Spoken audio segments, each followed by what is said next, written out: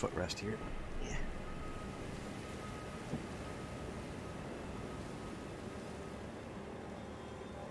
There we go. Alright. So I've got my double spears here. What was I going to get to doing? Let's see. I could go through this, and then start exploring here. Yeah. Yeah.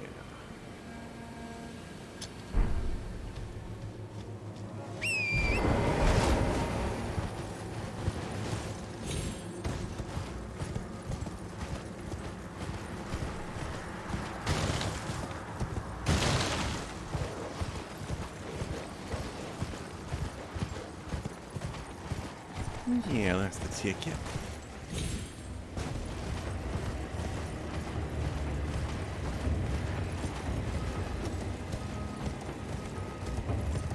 Oh, yeah. That nasty area down there. I forget what's, I forget what item is down in that area. You know I don't like screwing with those death bird things. So there's another enemy called death bird. I shouldn't call them that, but...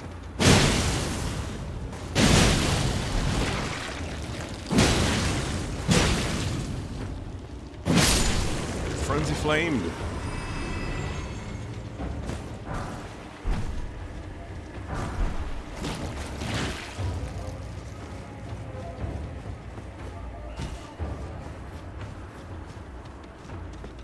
Okay.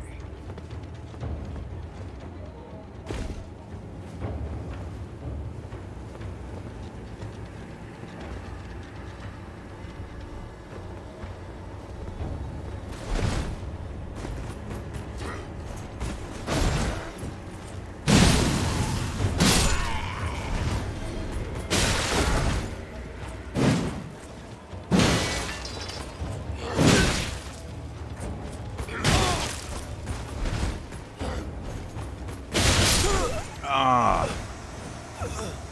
Dodge fast enough. Rude.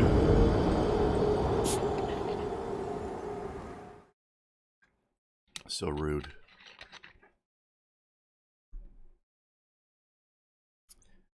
Hey, possibly Tony? How's it going out there? Very ouch indeed, I agree.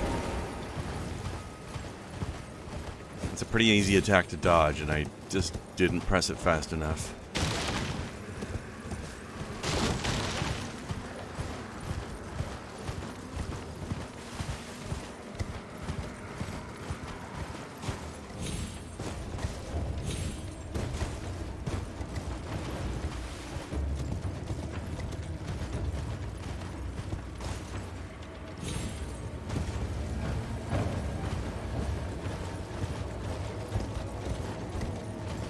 You haven't played this yet? Have you played much of the other Souls?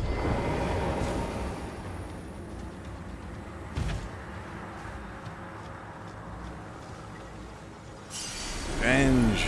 Sneaky, sneaky, sneaky! Ding, ding, ding, ding, ding, ding.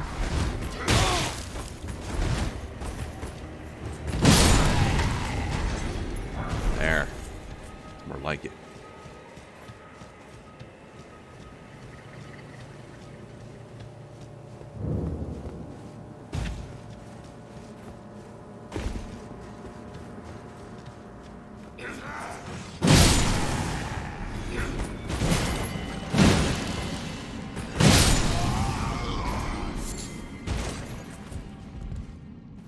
A little bit above these guys' pay grade now.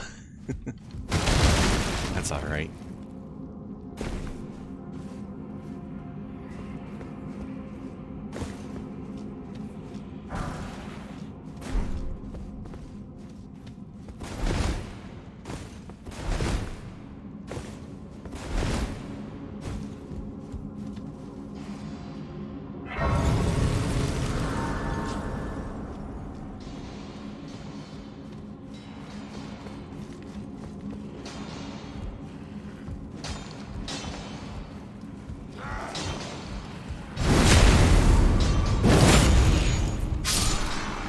Sound effects.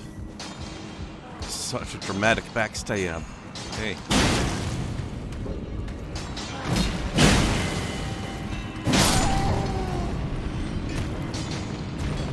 Played Dark Souls, Neo 2. Need this in Wo Long. I don't know if I recommend Wo Long. I tried it, and the combat feels pretty janky. I don't know. If you got Game Pass, Microsoft Game Pass, try it out on there. Which is what I did. I really didn't like it though.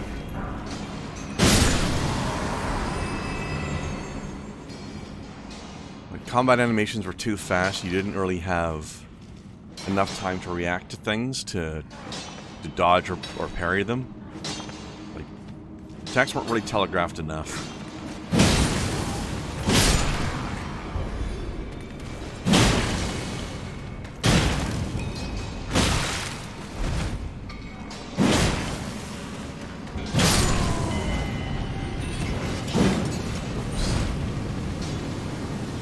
Like the demo? All right. It was mostly when I got to the when I got to the boss that was a problem, but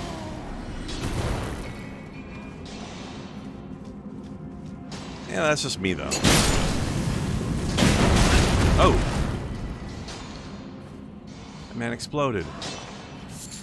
I don't know why that happened.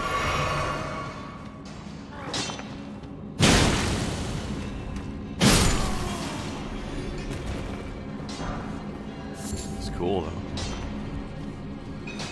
That man went kablowy.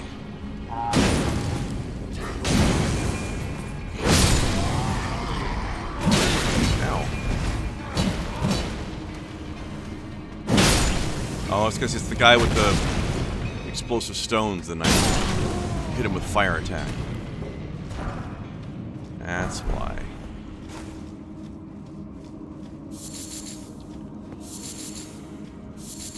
Yeah, the parry in Dark Souls is tough, too. I think the parrying is better in that game, but I never really parried in Dark Souls either. I don't like parrying. I'm more of a dodge roll guy.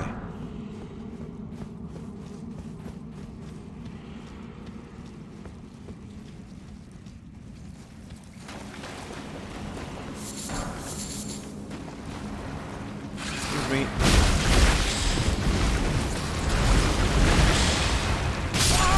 Ah, I was drinking my potion too. I just want the smithing stones.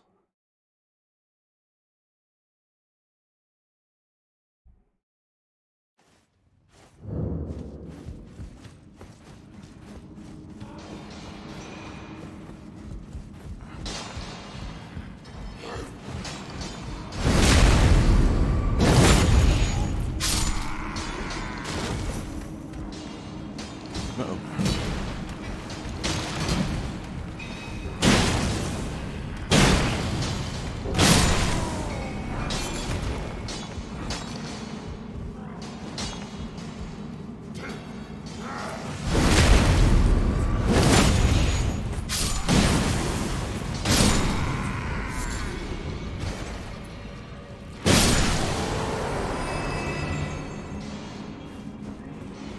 Alright, let's see if we can get this stuff from in here.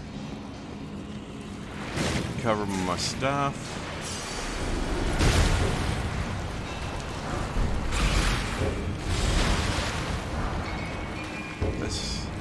This. And I'm out of here. Might as well grab these. I don't like fighting these land octopus things. They're a pain in the ass. So I'm not going to.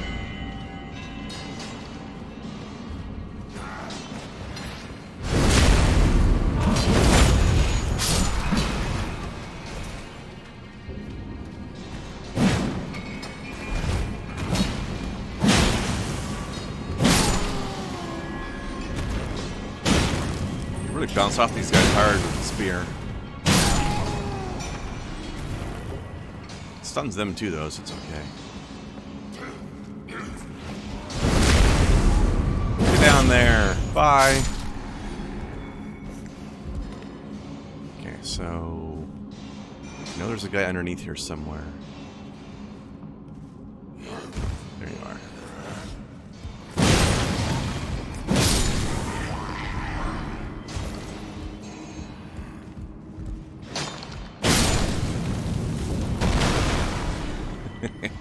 That is fun. I sometimes use the gun parry a little bit in Bloodborne, but it was pretty easy there, and there's only a couple of enemy types I used it against. Because if you screw up that timing, you just take an attack in the face.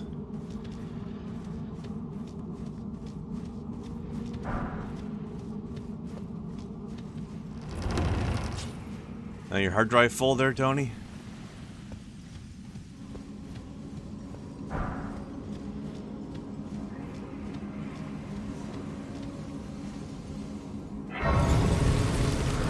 Just a bit.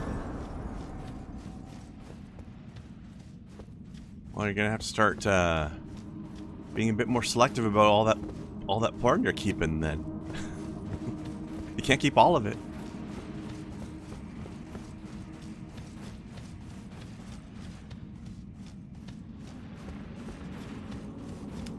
Time to get an external USB drive. Put it all on.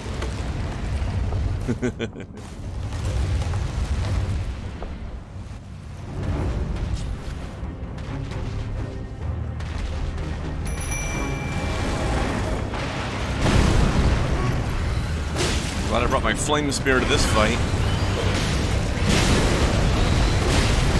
Thankfully the offhand spear does holy damage. It should not be resisted by this guy at all.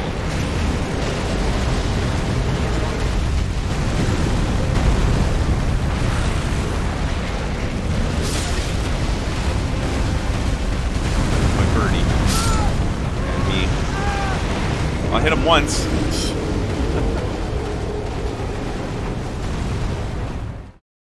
I don't feel like this is a good kind of enemy to be having in this relatively small room. Half the room was covered in lava just then. I think it was back this way. Is that right? No, that is not right.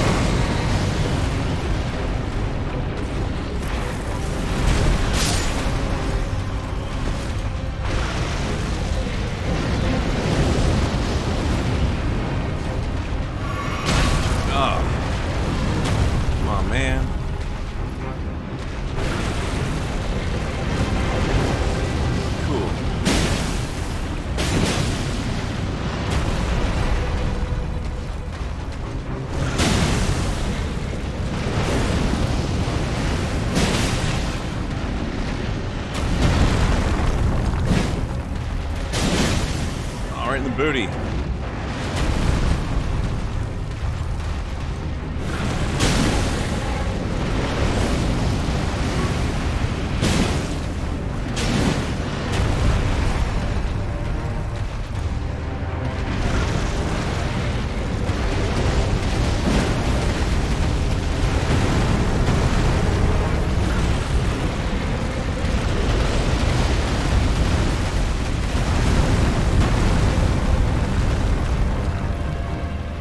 Y'all tuckered out? Come on.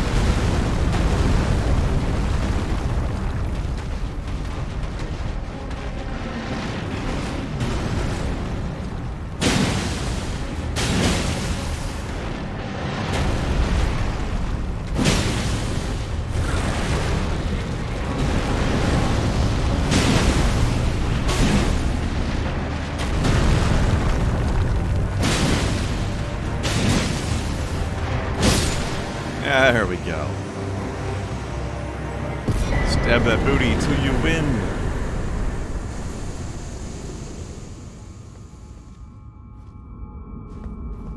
I don't need to return to entrance because it's right over here. Although what I do need to do is go back to base and smith these weapons a little bit more now that I've got some runes to spend on it.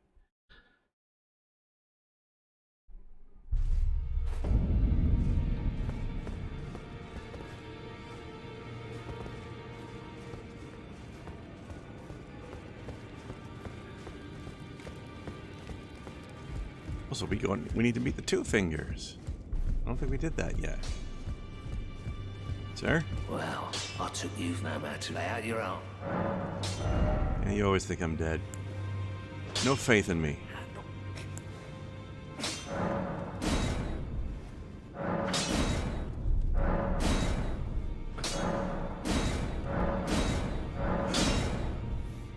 There we go.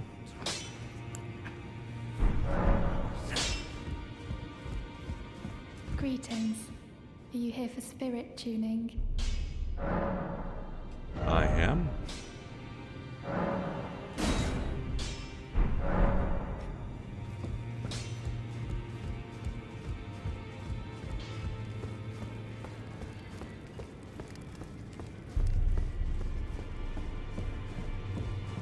Yep, that is indeed Two Fingers. I don't know where the rest of the hand is, though. Why it's all furry and wounded. Something's not right with you.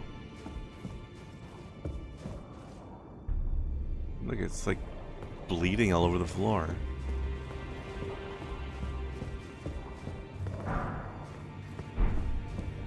I had my doubts, but look at you. Only once before have I seen two great runes together. Look there. Hello. The Hello. fingers shudder with exuberance. How goes it? Fine work, Not brave too bad. tarnished. Yourself? The greater will is pleased. You have earned the Just right to won a become match Elden of Lord. Seek the urge War Zones for my and an team, so I'm audience kind of with happy with Queen that. Marika Nice. to become Elden Lord and restore the Golden Order. The Fingers expect as much from you as they do young Gideon.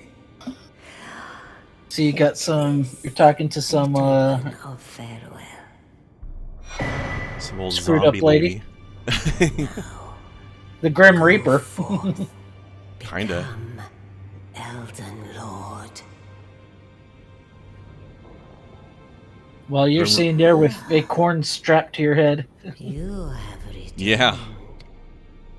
What is it? Biggest candy corn I've ever seen.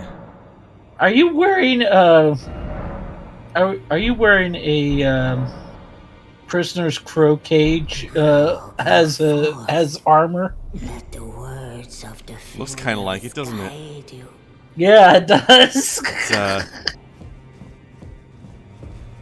it's like I'm wearing a broken cage or something. Yeah, but I think they call them crows' cages, or Yeah, I think so. yeah, because crows would peck on your dying corpse as Yeah. you rot there. It's, let's see. There's a lot of brutal medieval tactics of dealing with people. Iron Mask was one of them.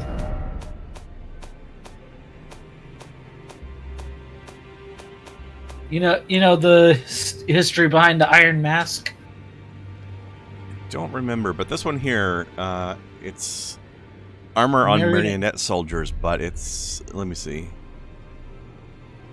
Okay, yeah, there's nothing really exciting in the description of it, but yeah, it's basically a shirt with a broken crow's cage on top of it.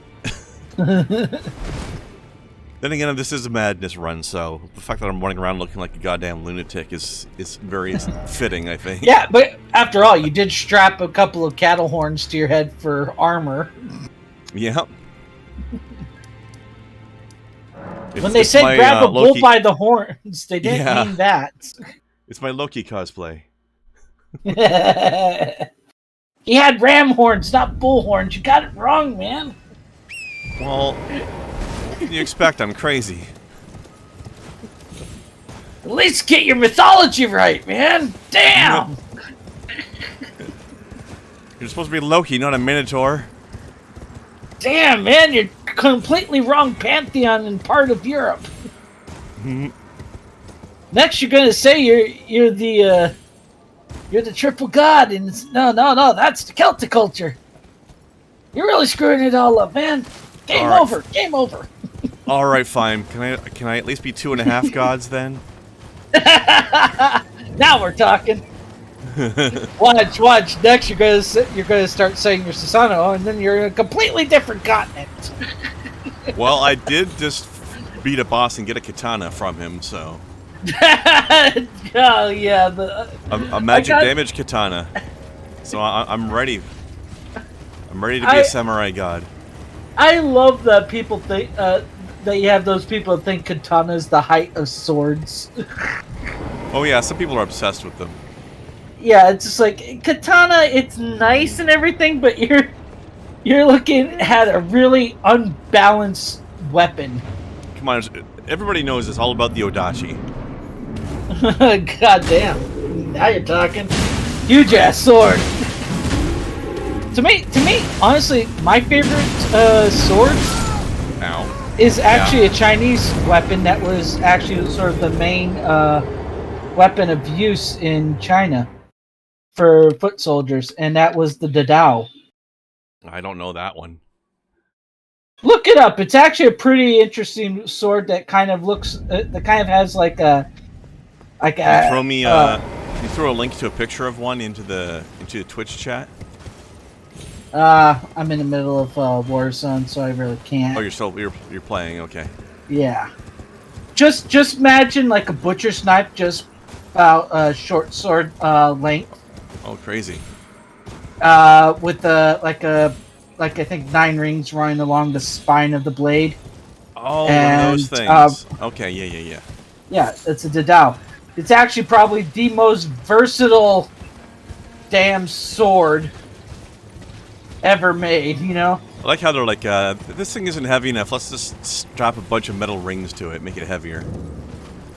No, it's actually, those metal rings are usually for disarming other weapons and pole arms and such. Oh, okay.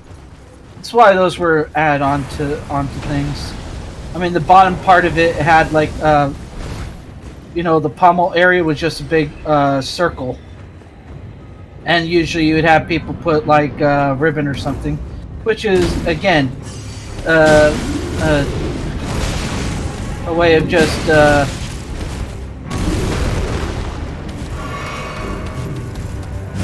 of confusing enemies when you're swinging it around. And it was really versatile use of a weapon that, like, even laymen who are not proficient in knowing weaponry and such would be able to figure out, you know? Like I said, it's like it was a really versatile sword, which kind of acted more like an axe when you look at the design of it.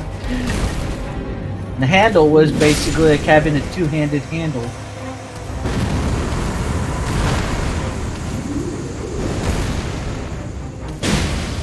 Like I said, versatility in the sword. Yeah. You don't take a large amount of skill to know how to wield it effectively.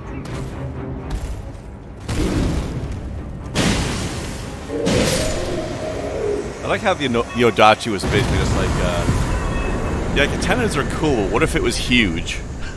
Yeah, but I mean, there was like a 9-foot long Chinese two-handed sword. I'm trying to remember what the hell it was called, but there was a Chinese one.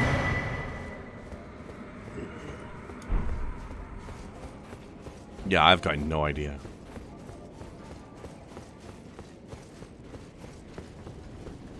I remember when I played Neo, I really liked the odachi. That thing was unfair. Well, I mean, when you look at like the samurai bow, it's a very unique bow because the way you shoot the arrows on the outside instead of the inside of the bow, like other bows, and it is also really weirdly offset where the top part of the bow was like 2/3 of the bow's length, and the bottom part was 1/3 of the length of the bow. That is weird. And the way the arrows were like twice as long. Not, but the thing is the way it worked is like the way the arrows were made and the way the bow was, and the way the bow was held, it leaned forward. So when you're firing it, it caused the arrow to sort of wiggle around the bow and back and forth like that to its target. Very interesting. Very very different from other bow types. That is very different, yeah. Yeah, like I said, it's a very unique bow. And let's face it, Japanese samurai were probably the only culture besides the Mongols that knew how to fire a goddamn bow on horseback as an important thing to know. Whoa. This man's doing flips at me. Now, the Mongol bow is nothing to be scoffed at either. Oh no, those men knew horseback archery. Yeah, well, not only that, the Mongol bow was was glued horns and sinews of rams and such, and the interesting thing about it is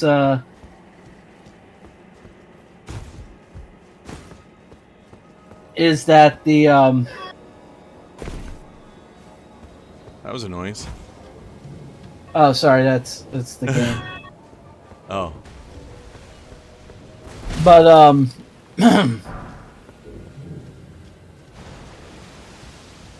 but it was basically a composite bow. So you got a lot more strength out of the bow because of how strong the shots were that came from it. Yeah. The recurve of the bow was basically a composite bow's recurve. So it gave a lot of added strength to it. It's kind of like when you look at the English yew bow. Was such a... The yew bow? I might have seen one, but I don't know the name. Also known as English longbow. Oh, okay. It was made from the wood of yew trees, hence why it was called the yew bow. I was thinking you, the letter. No. Which was a whole man's length and a whole man's height and length. It was a long bow, which European bows were short bows.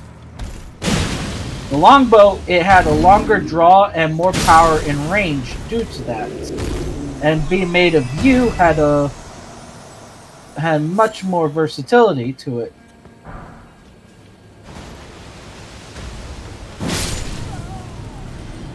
Sorry, sir. I hope you didn't need that face anymore.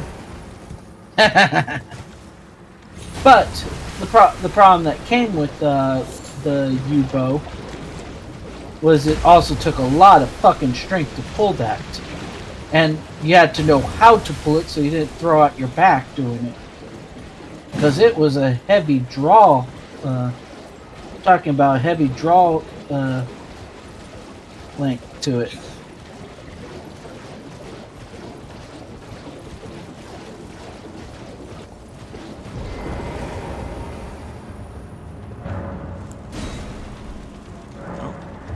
Keys. Alright.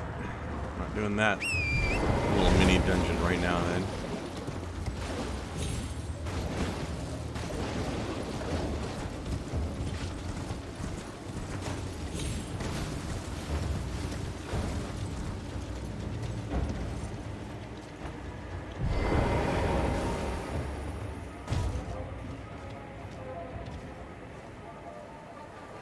Alright, we're gonna invade Death Shrimp Town.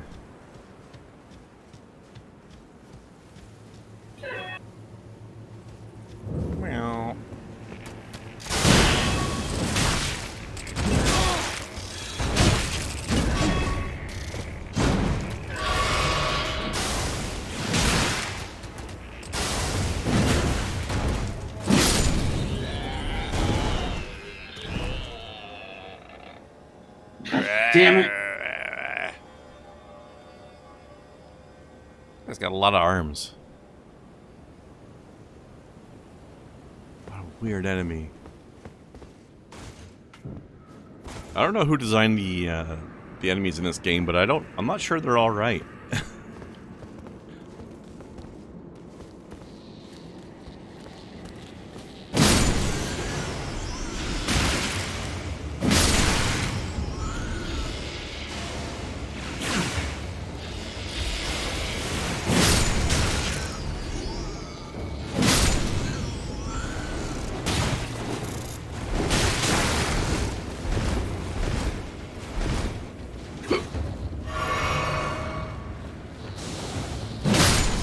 FromSoft, are you okay?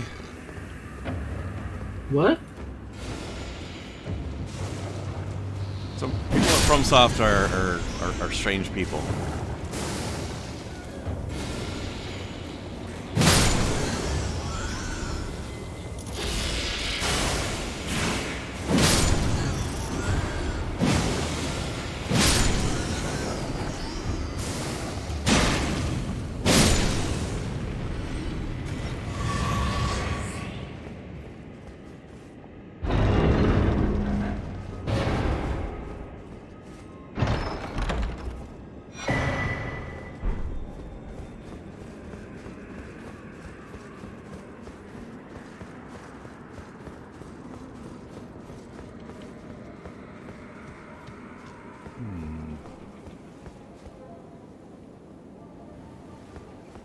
Death shrimps at?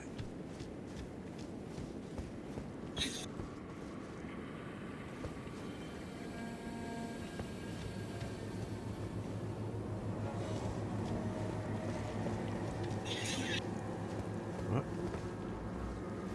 What's that noise?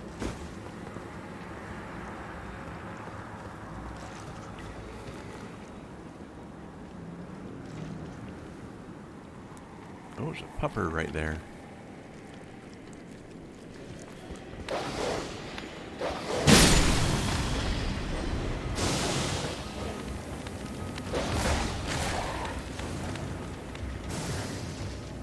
No. This is suboptimal.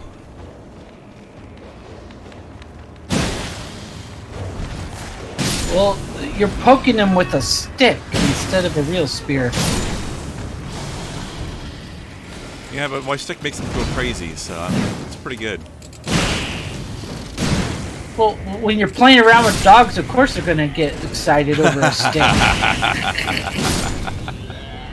Now you're screwing around with centipedes. What the hell, man? You're playing with dogs and then you're poking centipedes with sticks. I mean, what the hell? What are you, a 5-year-old? Yeah, shut up. Sounds... Who gave the 5-year-old the weird outfit? Look, they tried to lock me in a crow's cage, but I broke out. Can't stop me. That's a corporal punishment version of timeout. Right?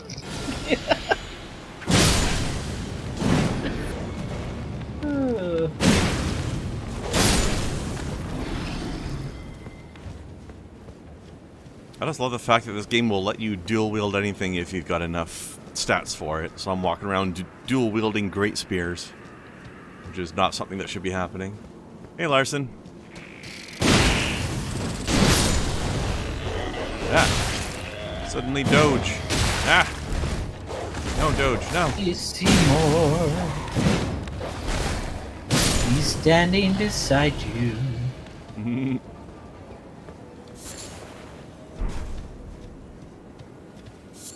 The new Cursed Halo announcement? I don't know what that is. I've heard that they're planning to remake that movie. And I just say why. There's a movie called Cursed Halo? No, what do you call it there? Little Shop of Horrors. Oh, yeah, there's no point in doing that. Yeah, and we're not talking about the Roger Corman one, no. We're talking about the musical. How about people just have new ideas instead of remaking everything that's already been made? Technically, the musical was when it was made was sort of like a theater remake of the original Roger Corman movie. I mean, it's fine taking a musical play and then turning it into a movie. Yeah. That's fine. But then why remake the movie? No, I mean the musical play was a remake of the Roger Corman movie from the '60s. Oh, okay. Well, that's fine too. You're changing formats. Well, I mean, if you really want to think about it, Little Shop of Horrors is basic. The way the musical has it is basically a remake of Dr. Faustus. If you think about it, selling your soul to get what you want from the devil, except the devil is a plant from outer space. Mean Green Mother from outer space. So apparently, Halo Cursed Edition is a mod for the first Halo game. And it is glorious. Okay. I've never heard of it. Let me guess, Master Chief runs around naked in big boobs. It's the Samus effect. That's the cursed edition. all the creatures are thoughts. You know, I'll give them credit when they even when they took Samus outside of her power suit. You know. She's still not overly boobed. You know, I don't want to. You never saw the original suit, the original game, did you? Because she was pretty stacked. Of course, that is. Her boobs were like 10 pixels.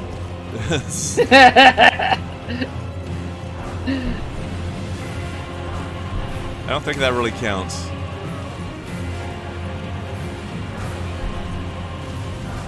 And of course, I played the original. What kind of old man do you take me for?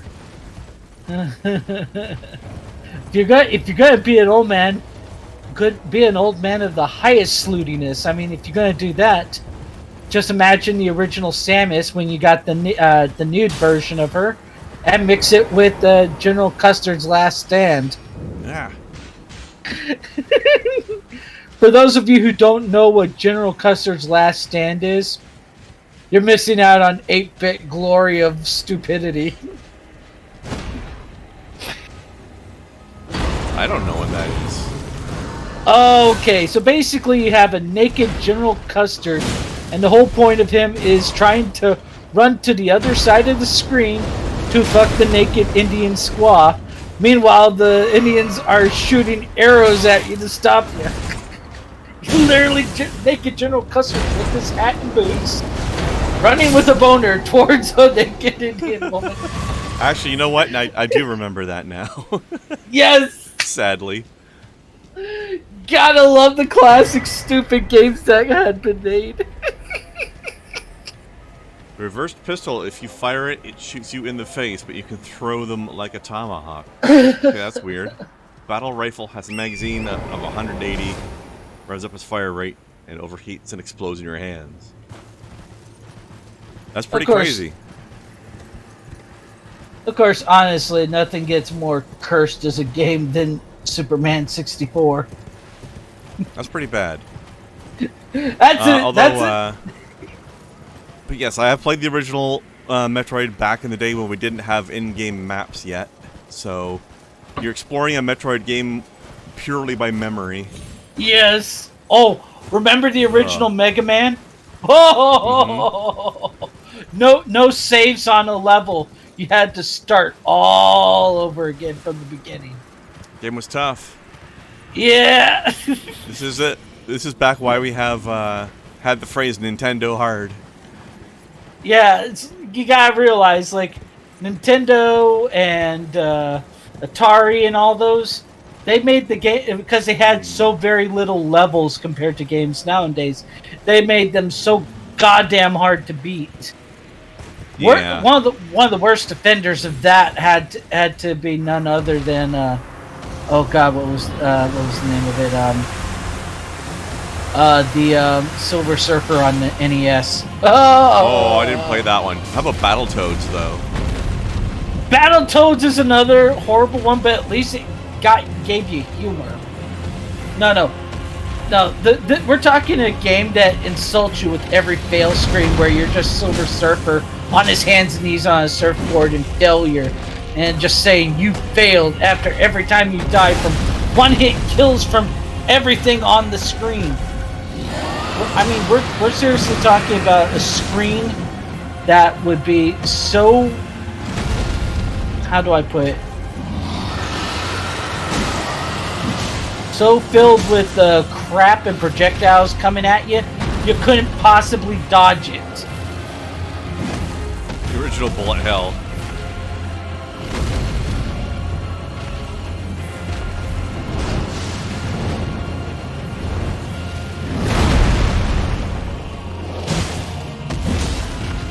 One of those games that really tested your patience enough to not completely throw your controller through your television screen. You know, back when you had glass for your television screen, your television was a thick motherfucker. Oh, they were thickums. Ah. Yeah, but oh god, those would test your patience.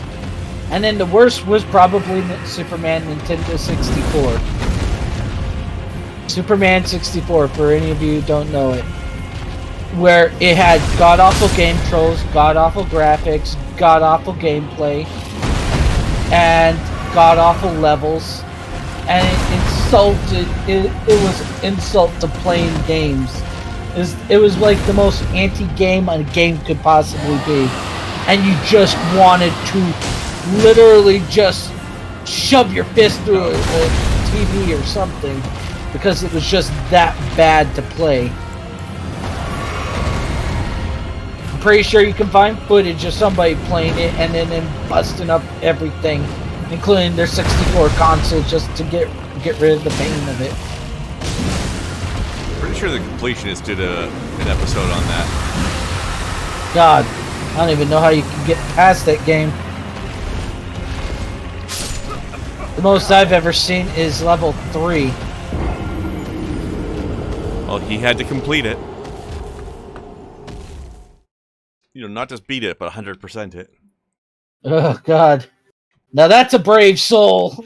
He really Give is. him a Medal of Honor. Mm-hmm. He just... I mean, God, that just shaved off 30 years of his life playing that to completion. The amount of stress you put yourself under playing that game. Yep. Oh, absolutely. I haven't played it, but I believe it. Yeah. I'm not gonna punish myself like that. Then, of course, we can't forget the worst game prior to that. E.T. on the Atari. You know, funny thing about that, I had that game as a kid, and I actually liked it. Then again, our standards were real low back then. True, we also got a kick out of Pong on the television screen, where it was literally we put a color film on the TV screen, and then just played with the lights of the TV. Yes, the first home console was basically just playing with the lights that your TV has when doing television broadcasts, and just playing with the lights moving up and down and such. It is, and they literally gave you colored film to make it look like graphics, when it's just you're playing two dots hitting another dot across a line, and that was it. So Larson says that Cursed Edition of Halo also has the frag grenade got changed to a D20 grenade, which has a completely random effect. So basically, it's the grenade form of the Wand of Wonder from D&D. Oh man, the Wand of Wonder was crazy. There's literally a chart where you rolled a D100,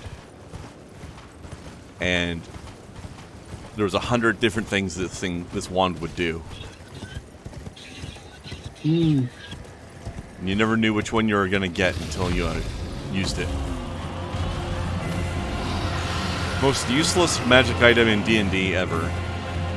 But man, sometimes it was funny.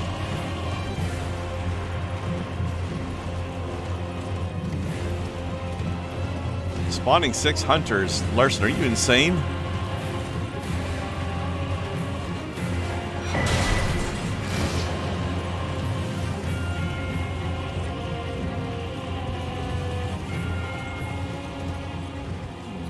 Grace point around here anywhere?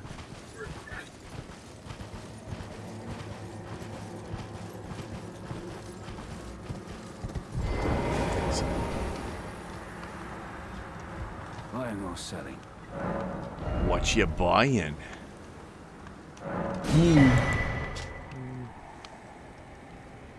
For those of you who've never experienced a horror playing ET on the Atari, just imagine constantly falling into potholes. That's most of the game. Yeah, that's true. That's accurate. And most of the time, people didn't know the controls on how to get out of the potholes. They made it so hard to figure those damn controls out. That's just Atari games in general. Very few things were ever explained properly. True. But oh my god, you get it was one of those games that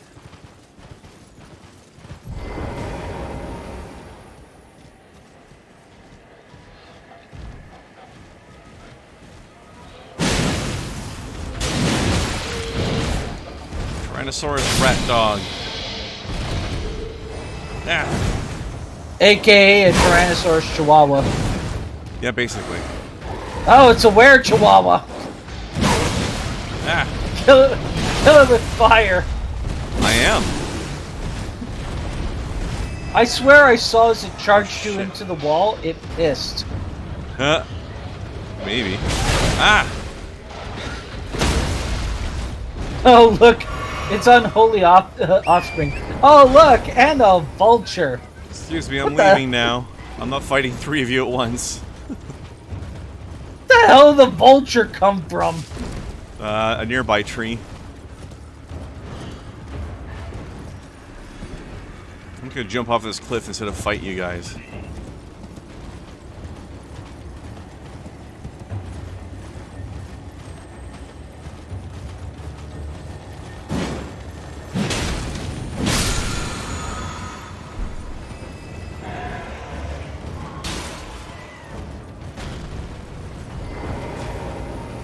Open the door! Open the door! Ah! Let me in, Turn around just time to see giant bird junk flying at my face.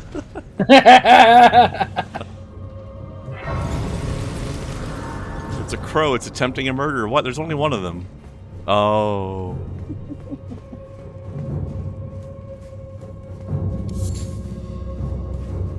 Crows are our friends. Not these ones. No. Make friends with the crow. Give it something shiny. I am something shiny. Hey, Blast. Thanks for the re-up.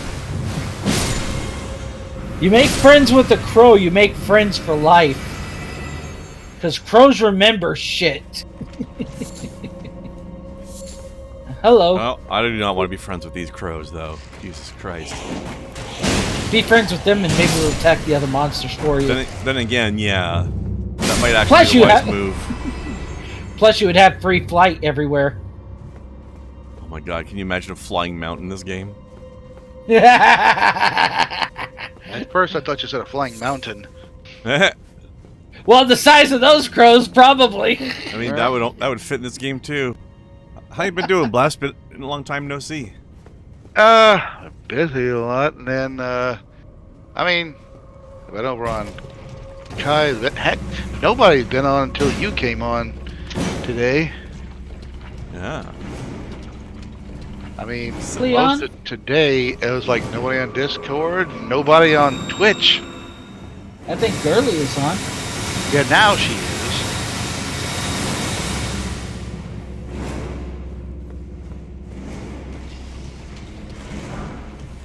Oh my god, someone seriously named him Chupa.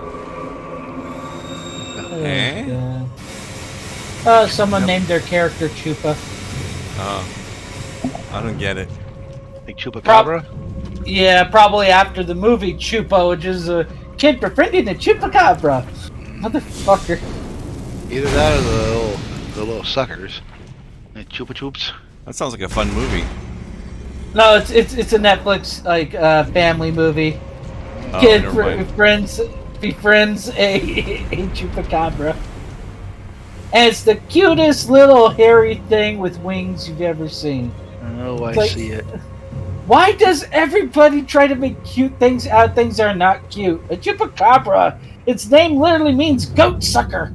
I'm looking at the cast. Oh God, Christian Slater's in it. Is it got that bad, Christian? Sucking goats definitely does not sound family friendly to me. And I'm guessing Christian Slater is the enemy because he's usually playing bad guys in his old age. I guess. I mean, I'll see him in it. I don't know, but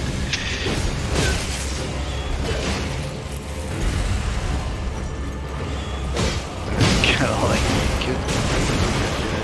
career gone down that much.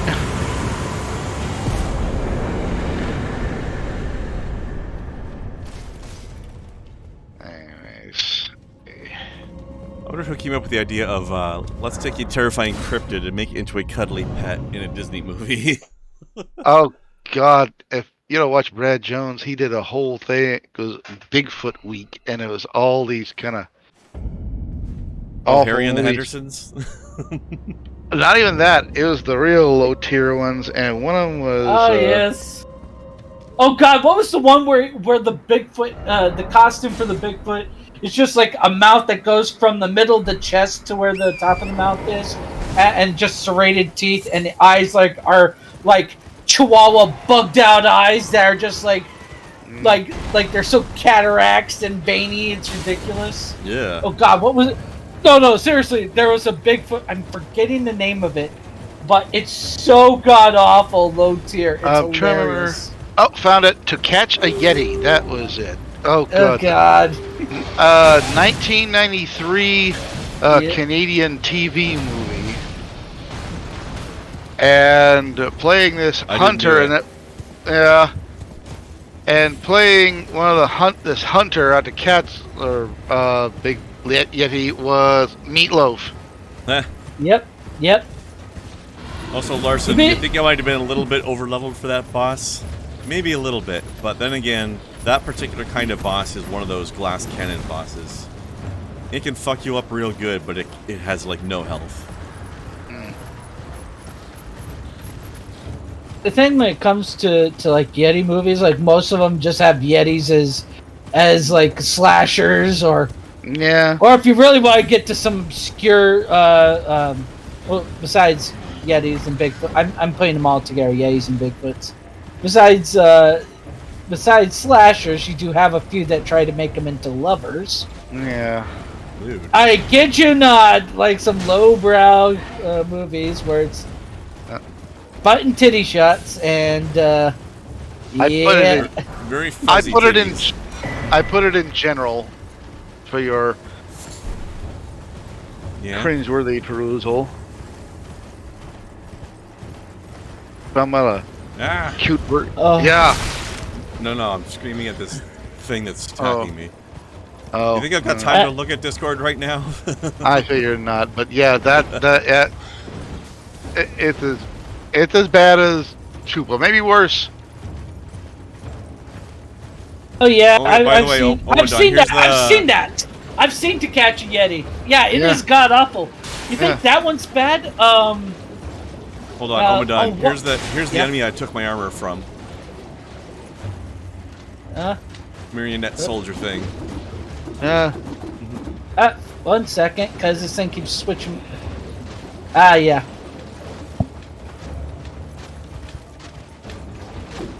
Yeah, here. This, the sad thing is when it comes to these, to Catch a Yeti. I've seen some worse movies than that. What was it? I think it was just called Fuss Budget, or My Friend Fuss Budget, or The Adventures of Fuss Budget. A really god awful hairy creature. It was like an 80s like low tier movie. It was garbage. Yeah, Larson brought up another one, Suburban Sasquatch. Oh god, yes. And which was it was just a bad gorilla costume. Oh, I got one for you from like I believe the 90s. A gnome named Norm. Judd Oh, yeah. Mills. Yep. Not Judd. No, it's not. Oh god, the jokes with the G and N. as opposed that's like a no-name Norm as opposed to Norm of the North. Yeah. Honestly, I'd much rather watch a gnome named North. Norm than watch Norm of the North. Yeah. Norm of the North can die. Then again, I remember Brad also did a whole week of like bad ET knockoffs. Oh, don't remind me of the 2 porn movies of E.T. Oh yeah, those two, and then of course can't forget, of course, fucking Mac and Me. Who doesn't love Mac and Me? I think they Shameless missed, product placing. Shoot the kid in the wheelchair. Boom. I think they really missed out on an opportunity by not having a grown-up Drew Barrymore do an ET porn. Oh jeez. And then what is it? What was it? Meatballs. Meatballs.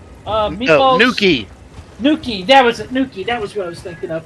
And he's at camp. Oh god. The stupid boxing match where the guy's trousers get pulled down. Oh god.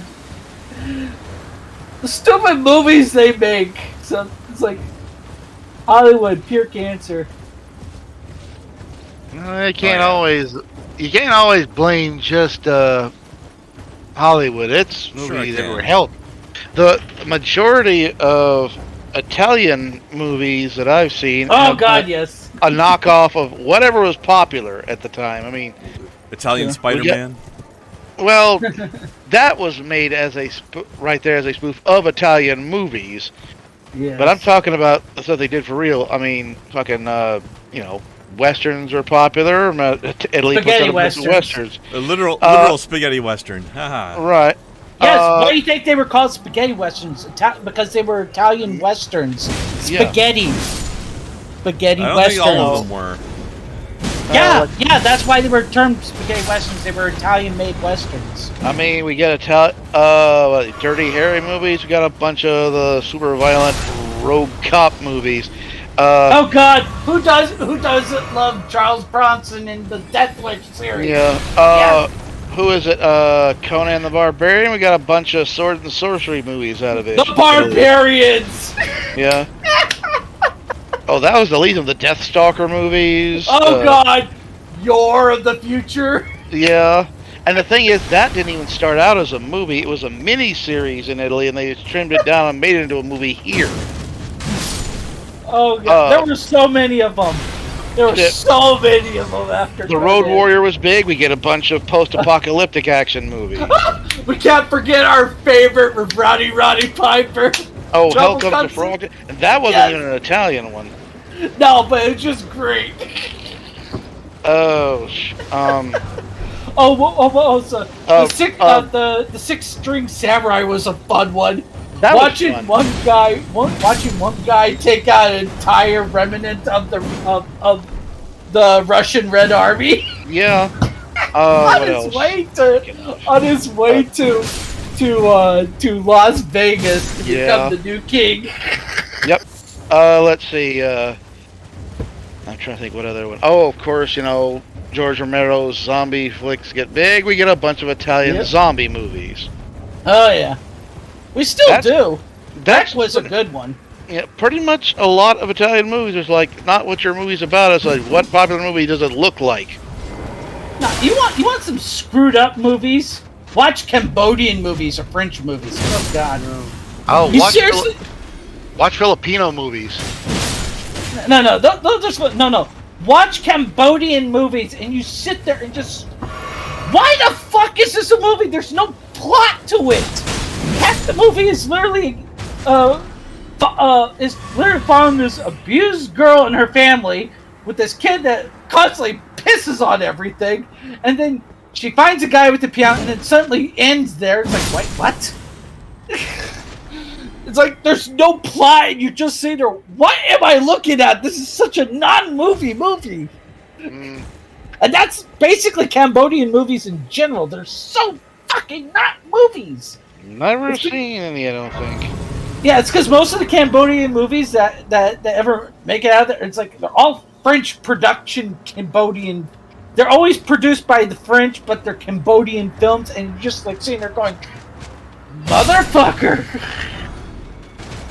Because you want to hit the person who was given money to make this shit. Not like me when I watch a Von Trier movie. And With yes, what Larson, movie? this place is definitely awful. Lars von Trier, he's done a whole. What was that movie? Antichrist.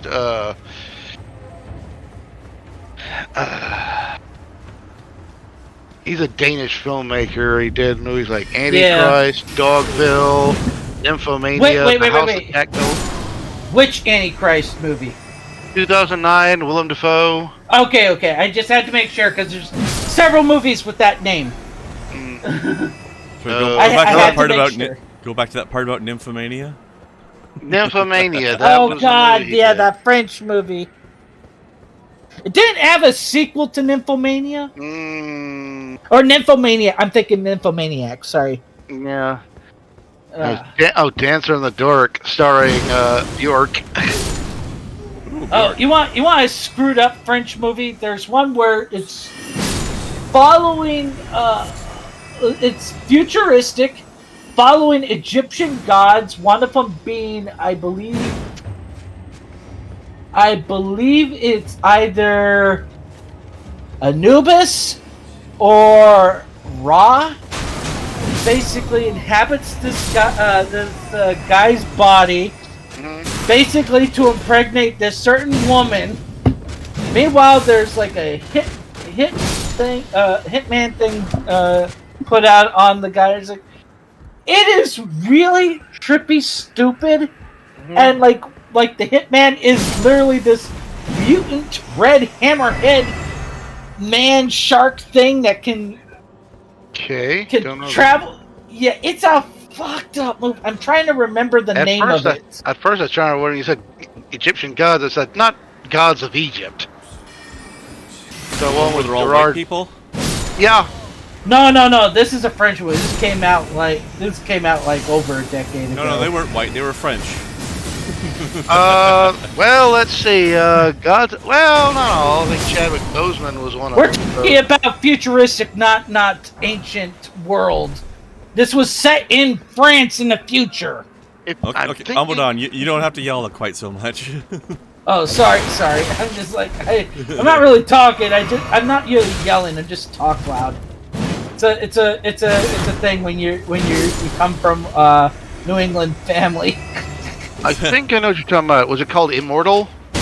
Yes. I've seen it.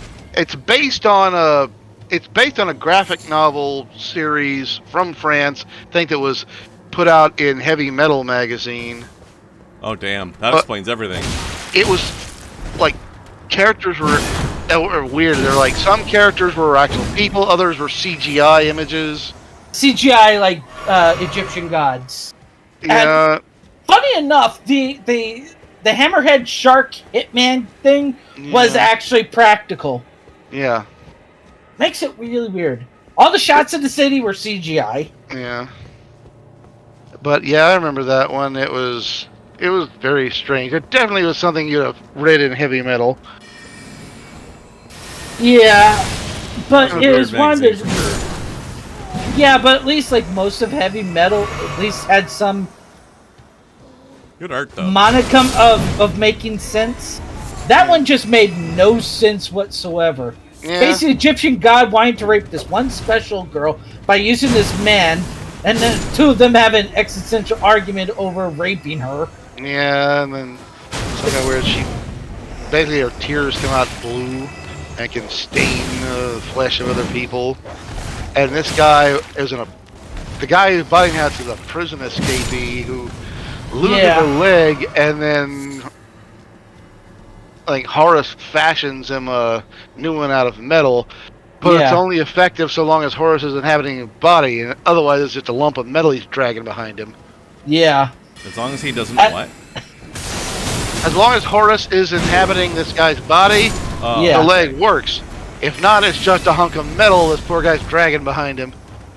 Exactly. Like, we're not talking about like a hollow. No, it's solid metal. Yeah. And, it is and then, yeah, and it was a then very. it feels. Oh, sorry. No, I have to say it was a very strange movie. I can't remember. It kind of got me because A, there's something out of Heavy Metal, And then you had the whole subplot point of the mobster saying a hitman shark mutant. Yeah. That's supposed to be the most dangerous thing you can possibly send on somebody. And of course, it's in a dystopian future with an oppressive government. The dystopian French future, mind you. One of them was played by English actress Charlotte Rampling. Yeah. The dystopian French future, otherwise known as next week. That if you read enough French comic books, that seems to be a setting. Honestly, when it comes to French comics, the only one I ever want to read is oh fuck, why am I Asterix? Oh yeah. Those are the only French comics I ever want to read because those are damn good. Hold on, calm down. Sorry, I'm really calm. It's just this is how I talk normally. Sorry. No, this is more than usual. Sorry. Anything by Mobius, all of his crazy sci-fi stuff, and even his Western series Blueberry.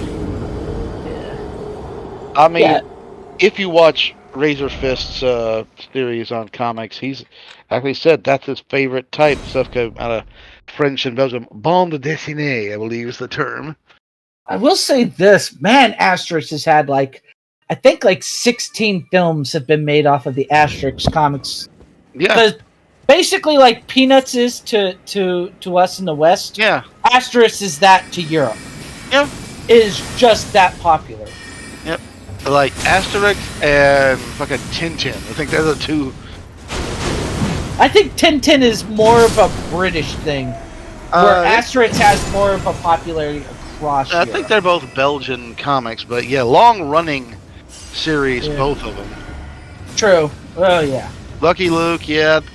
I don't know if that gets enough attention here in the West as Asterix and Tintin does, but yeah. I've never heard of it. Tintin, Adventures of Tintin, at least it got a children's animated show that was shown on Nickelodeon. Yeah, and then, of course, Spielberg did that the movie. Yeah. Yeah, but at least it got... No Western Asterix production has been done. It's always been European productions. Yeah. Which is a shame. I love Asterix. Yeah. If you've never seen any of the Asterix movies or watched the comics, you're missing out on some good humor. Because it's set in the time of the Gauls and the Romans, and it's downright hilarious how it treats them. We're talking about movies that go over 2D. There's been a CG movie. There's been a ton of live action ones as well. It's like it's ridiculous. There's another one, or if it had not already. Asterix and Obelix: The Middle Kingdom. I think the last one they did was in 2020, wasn't it? Well, this one says 2023, so... Oh, that might be coming out sometime this year then. Sweet. Yeah. Yeah, the last one they did was a CG one. That one came out, I think, in 2020. Yep. I'll tell you one little novelty item I would have loved to have gotten my hands on. It's a knife block, for just keeping your kitchen knives and stuff in. But it's made to look like the Asterix artist rendition of Julius Caesar. The knives are all on his back, right? Yeah. Yeah, Asterix was nothing. It was nothing but comic gold. Yeah. The best way to describe the art style of it is, Haggard the Horrible. It's similar to that. Yeah, it's similar to that in the art style. That's true. Yeah. The art style is kind of like a mixture of Haggard the Horrible and the Smurfs. Yeah. That's the best way to describe it. Also Belgian.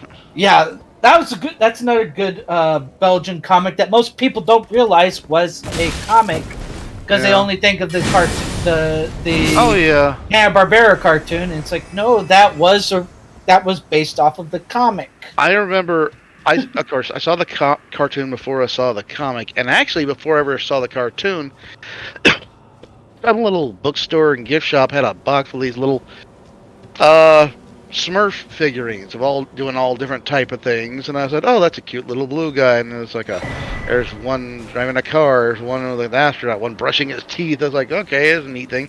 I bought one, set it on my shelf, and then a couple or 3 years later, here's a cartoon. It's like, "Oh, really?"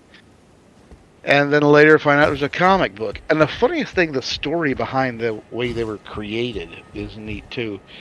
The artist is sitting in a restaurant with a friend, and you ever notice how you know what you want or you know what the word is, but somehow your brain will not communicate it to your mouth?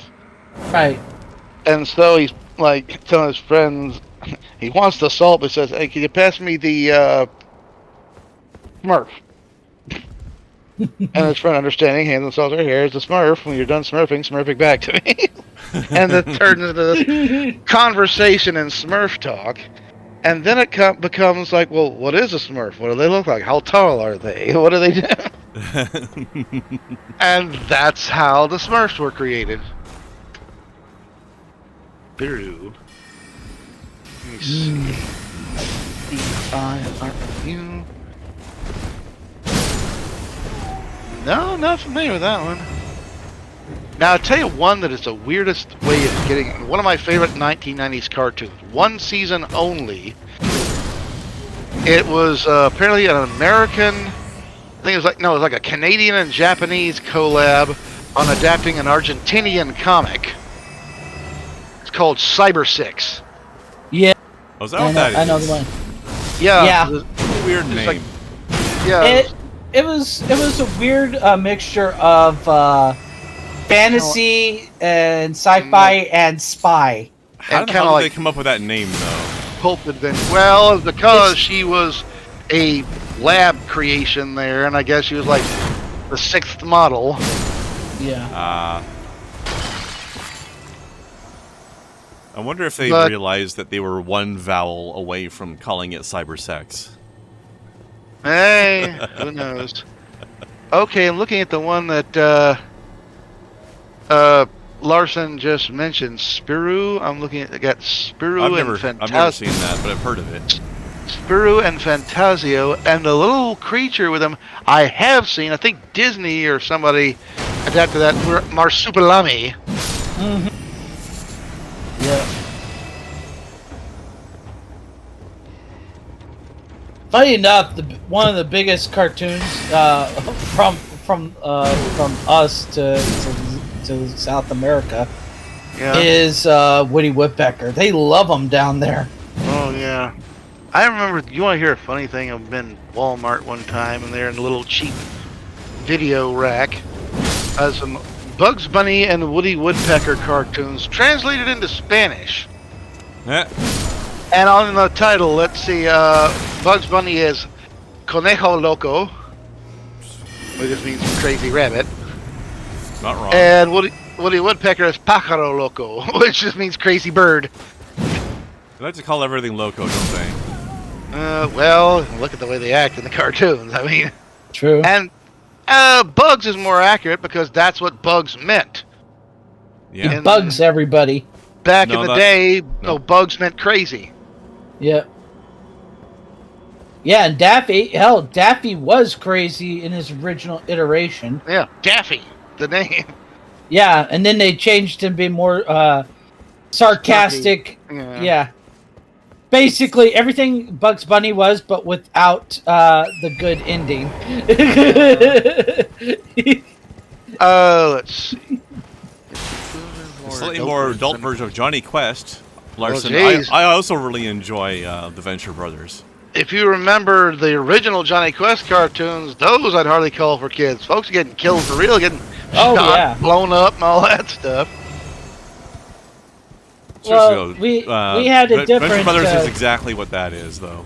Oh, yeah. There's a parody of that. Yeah. But to be fair, you gotta look. It's like cartoons were very different back in the day. Oh, yeah. They weren't... I mean, it's like...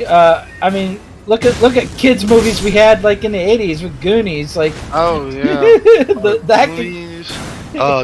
Return to Oz. Oh yeah. What was that movie? Something Wicked This Way Comes.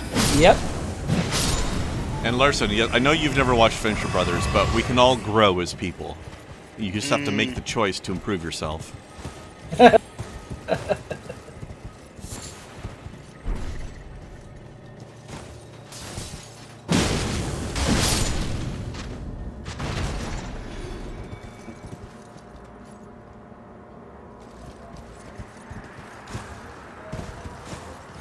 Oh, let's see some other good ones.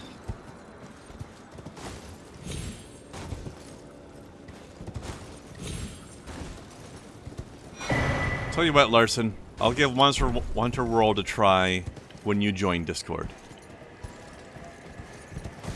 I did love a lot of like the old anime companies that produce like a lot of like Western stuff. Oh yeah, From, like, back in the 80s. Probably most of the stuff you liked back then had Japanese people working on it. Like, yeah, well, no, a lot of them weren't from the 80s. They were from the 70s. We just got them dubbed in the 80s. oh well, yeah. I'm just talking about stuff we say as American works. Usually they hire Japanese artists and animators to work on. We're talking about like Heidi. well, I'm talking about like G.I. Joe, the Transformers. No, I'm not Gem. talking about American productions because Well, that's what I'm talking about. American production. No, I'm talking about dubbing actual Japanese. Oh well, yeah. Productions. You know, hell, Voltron and Robotech, and before that, yeah, Battle of the Voltron. But I'm Planet. talking about ones that are based of like Western literature and such. Oh well, yeah, okay, yeah, that Like that's Maya true. the Bee. I think there was a Madeline cartoon. No, that one actually was a French production. Shit, what was the other one? I'm trying to remember. Oh, here's the one thing. They did a feature-length animated, a feature-length animation out of Japan based on the 60s and 70s Marvel comic Tomb of Dracula. And Let's see. it was used all the characters from that, and I think, if I'm not mistaken, I think Blade was in that one too. So there was your first adaptation of Blade. Yeah. Let's see. They did a adaptation of Maya the Bee. They did one of the Mowgli story from the Jungle Book. Yeah. They did an adaptation of Peter Pan. They did an adaptation of Heidi. They did an adaptation of Little Princess. They did an adaptation of Western fairy tales. Oh yeah. There's some interesting adaptations of books and such from West, because they had a kick for it back in the 70s and in the 80s. But let's see. There's a lot of interesting ones. Mm.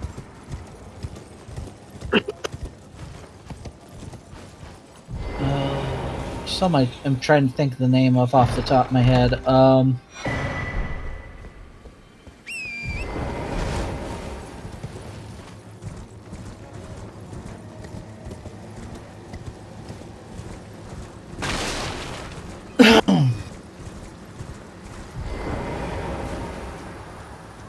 No, Larson, I'm not going to play Among Us either.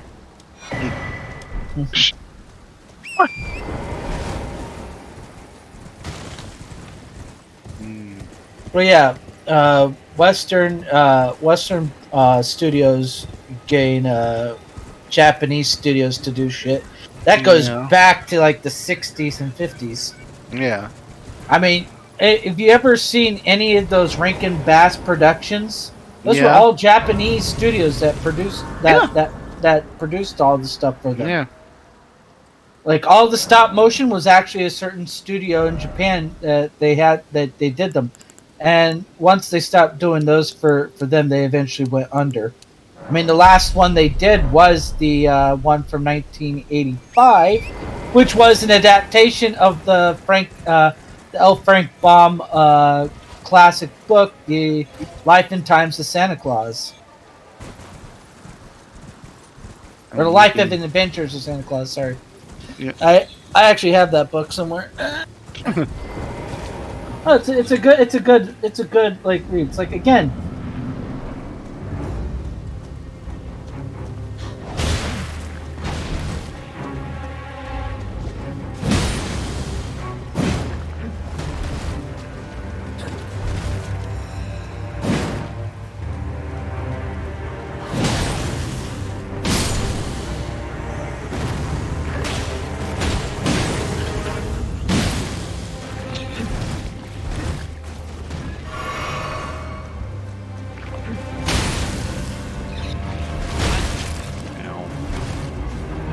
for those of you who don't know who L. Frank Baum is, he's the guy who did the Wizard of Oz series of books. Oh yeah.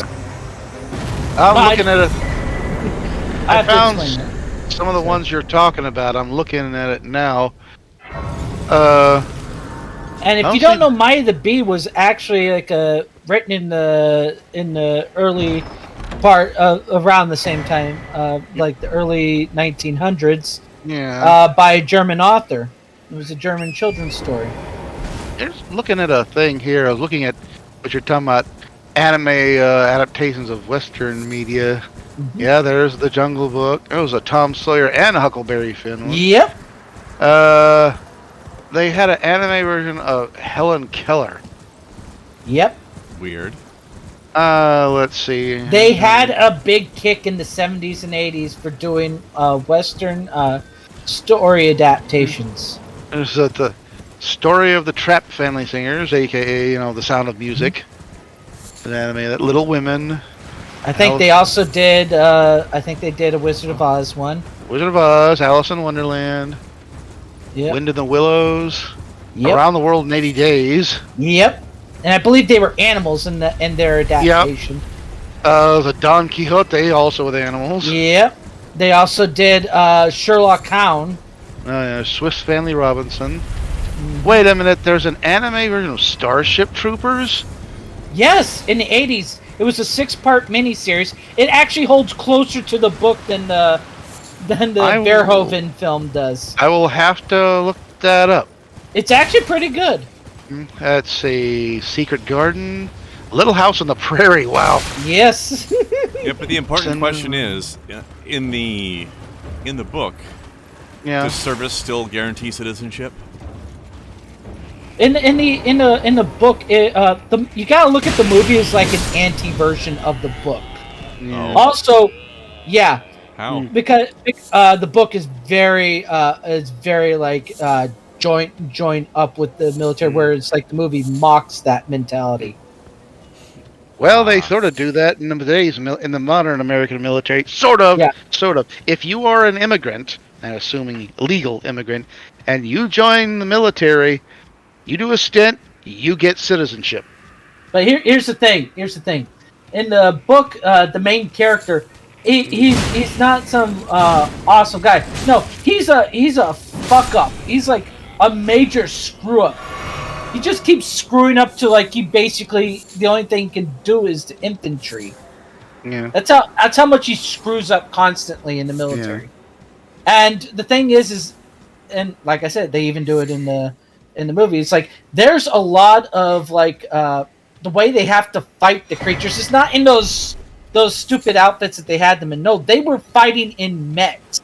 Yeah, they were basically fighting like mecha. Yeah, in fact, where they were training was actually on the moon. Yeah. They had to train using the mechs to be able to work them and everything. It was strenuous. Mm. And the bugs don't look like they do in the Verhoeven movie. Though the Verhoeven movie was literally they kind of strapped on that book onto it, because originally it was just a movie about that outpost. Yeah, that's not from the book. That was a movie idea that fell through. So that they just slapped on. Hi, Larson. Take it easy. Hey, Starship. They just slapped that book onto it to give it a purpose to use that script. But the bugs are just very alien, and a lot of it is just is him somehow being a screw up. He eventually actually does succeed in the infantry. For a guy who's constantly a screw up in life. Yeah. Because he is a major screw up in the book and everything. And the thing that actually galvanizes him and his friends further was the fact that the bugs actually devastated his hometown. In the Verhoeven movie, it was a meteor. It's like, no, the bugs actually came down like in the airport and just ravage the fuck out of Buenos Aires. It's like his mom dies and his father actually joins up, and it's the first time his father and him see eye to eye. Yeah, Johnny. It was the first time Johnny and his dad see eye to eye. It was over the unprovoked attack and everything. I remember, and this was looking at other stuff they adapted. There's now this one of the things in here I have actually seen. They dubbed it into English. It was an anime adaptation of A Christmas Carol. Yeah. It was like a little animated musical version of what they called The Stingiest Man in Town. And I remember because, no less than Walter Matthau voiced Scrooge in that. Yep. But yeah, I remember that one. There was an what is this? They did an anime version of The Diary of Anne Frank. Oh boy. Yes. Why? You'd be surprised how many books and such from the West they were on a stint to do in Japan back in the 70s and 80s. They did a lot of them. Anime of Treasure Island. The art Yep. looks good. I have to try that. I've seen just about every adaptation there is of Treasure Island. Just don't do anime of Blue Lagoon, please. No, they had 2 movies of Blue Lagoon. We're fine. Considering what some anime gets into, I think Blue Lagoon is extra dangerous. Blue Lagoon was tame to some anime, let's face it. Well, yeah, but the anime version would be yikes. Anne of Green Gables. To be fair, nobody killed anybody over the Blue Lagoon movies. There was a certain anime where the guy made it himself because no studio would make it, and his neighbors actually killed him and burned his fucking house. Holy shit. Jeez. Yeah, it was, and it's a god awful movie. It's just every type of like cursed idea to ever make was put in this movie, and it's a horrible. What bits actually remain of it is pretty horrible. I forget what it's called, but basically, just imagine an underage girl being forced into sexual situations, abuse, slavery, every taboo under the sun. This movie had in it. Oh, It this was is the one that god- the guy got killed for making? Yeah. Try to remember what the. You know hell what? it was I'm starting to see why. Yeah. Like, nobody wanted to. This guy made it himself in this place. And they literally, his neighbors burned his house just to destroy all traces of that thing. He wasn't a well-liked person in his neighborhood, let's just say that. I can't imagine why. I know.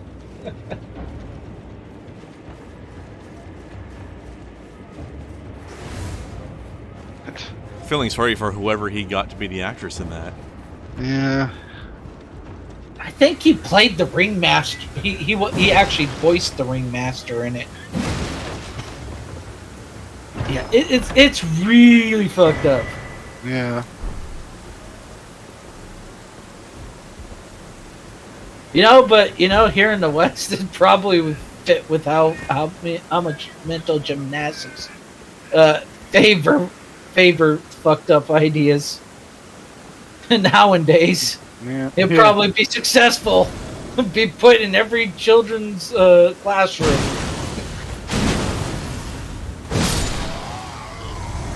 I always said, and this is when all the, last year when these schools are trying to ban the graphic novel Mouse. Yeah. Oh yeah. And Why? That's my thing. Why?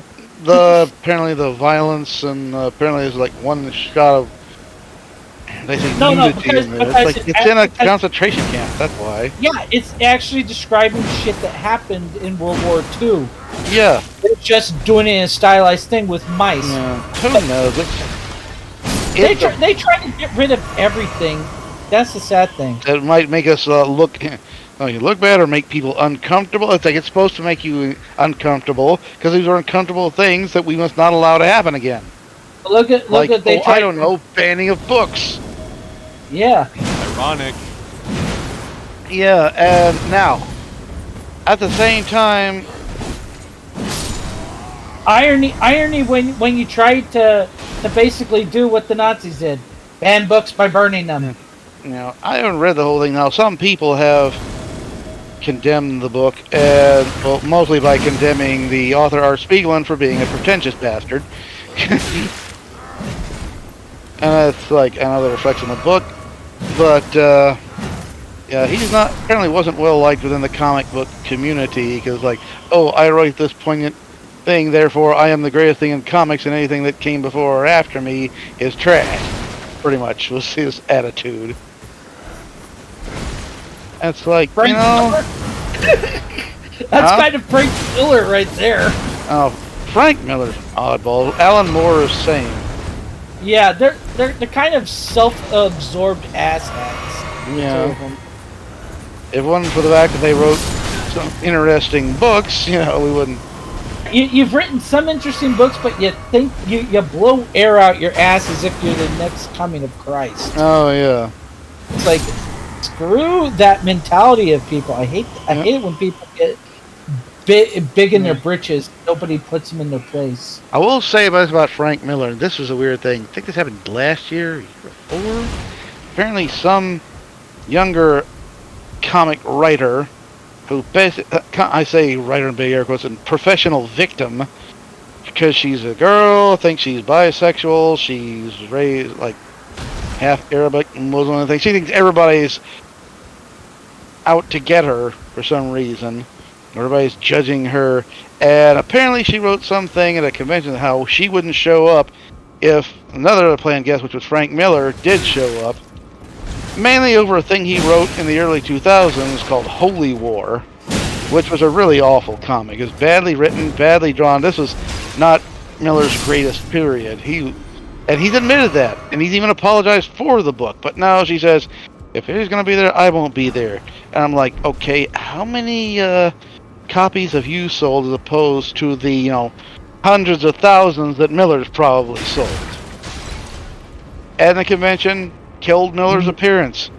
And she still said, well, I'm still not going there. I'll stand by my apology. It's like, so better than us, you just guys just cut off your noses to spite your faces. For what?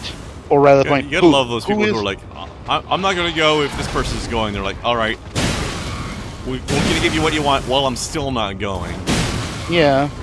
So basically, I'm sure these guys had to pay Frank Miller something for him not being there. Yeah, like a cancellation thing. Right. Here's probably something losing. Who's worked in. I've actually worked. Hold on, almost done. He wasn't done his thing yet. I'm just saying, also probably all the revenue they lost that they stood to make by Miller being there. Yeah. I don't know. I'm like, I see a lot of stuff happening in the comics and entertainment. It's stuff that I just like. Nobody was gonna like this. Nobody's gonna watch this, and it comes true. It's like, why do people hate money? Yeah. It's like, you know, social or whatever moral. You can't eat the moral high ground. I'm sorry. Some people try. Here's something that you gotta know. It's like a lot of these companies have been just taken over by those people. So anybody who wants to go into those industries has to do it by themselves without any help from any companies or being part of any companies, because those companies no longer have the people they used to in them. It's all people who push an agenda that will not let anybody in there. They're blackballing people out of the industry. Yeah. Listen, I don't know why you don't love the new superhero safe space. Yeah, I will say, Marvel put the kill on that. Oh, it's still a indelible mark that they will have to live with, but they never actually published the book. Oh, good for them. No Yeah. more experimental internet gas. Oh, so the only internet gas is what they were trying to blow up our asses. Yeah. Gas lighting. Look at what they do. It's like it's not just the comic industry, but it's also the film industry, the television industry, Yeah. and everything else under the sun. It's like they're purposely blocking people Oh, yeah. from actually making good shit to push this narrative crap. And it's like if everybody says they don't, like it, they said, okay, well, we're gonna make more of it. Then you'll like it. It's even in the convention circuit. Yeah. As someone who's actually worked in the convention circuit, Yeah. conventions are basically you're playing a favorites game. Yeah. Because the ones in charge are always going to put people in charge that usually are their favorites until they lose enough money that they have to go with someone they don't give a shit about. Yeah. And unfortunately, that is the biggest issue right there, is that they do that. And these people are the ones that blackball people from coming into the... Yeah. It's like, oh, you mean all these people who are going to go and see this person last minute? It's like, nope, we have an issue with this person, so we're going to ban them. It's like, so all these people who are signing up to go to this convention, preparing for it and everything, Yeah. and you don't want to give them refunds on their shit. No, yeah. You're doing this to them at last second. You basically screwed them out of seeing someone they want to see to push your shit and then put someone nobody gives a shit about that nobody wanted to see to bolster your numbers. It's like these are the sick type of mindsets that piss people off, and that's why a lot of these convention circuits get hit hard with people not returning for the next year, because they're going to get like they. And here's the thing about the convention circuits also, it's like they screw over sellers like crazy. They charge you up an arm and a leg for your stuff. Yeah. Expecting you to go along with that reasoning. Yeah. But you're not going to make the money because they're like successful ones don't do this, but the problem is the majority do this, and they screw over people who actually want to do the circuit. Right. This is and the thing is, if they can't, and then once they push them out of the major industries and they start doing like the crowdfunded stuff, they'll try and shut that down too. What was that guy, Eric July, making an indie comic, and everybody was trying to shut that down, and he did about like $3 million in pre-sales. Damn. Yeah. Now, I've never read the comic, but I was saying, yeah, this is the thing. Everybody think, well, you don't agree with our agenda, so we'll shut down your career. Oh, and Eric July is a huge conservative libertarian. Yeah, and that's what it comes down to. They're so interested in his politics and stuff, letting the guy create what he fucking likes to create. It's like, stop putting your politics into the bullshit. Let people make money. You're doing, and this is the thing. It's like these people need to be called out on what they're doing is illegal. They just have the lawyers to keep this shit going to basically make someone go bankrupt because they have the lawyers and the time to fucking keep shit going. Which honestly, I think they need to fucking remove that crap in law to force to not let people win out for timing shit out and making someone go bankrupt to fucking do that. That'd shit be nice. is simply because the people win, simply because they have the money to stretch it out. So the one that doesn't has to just give up.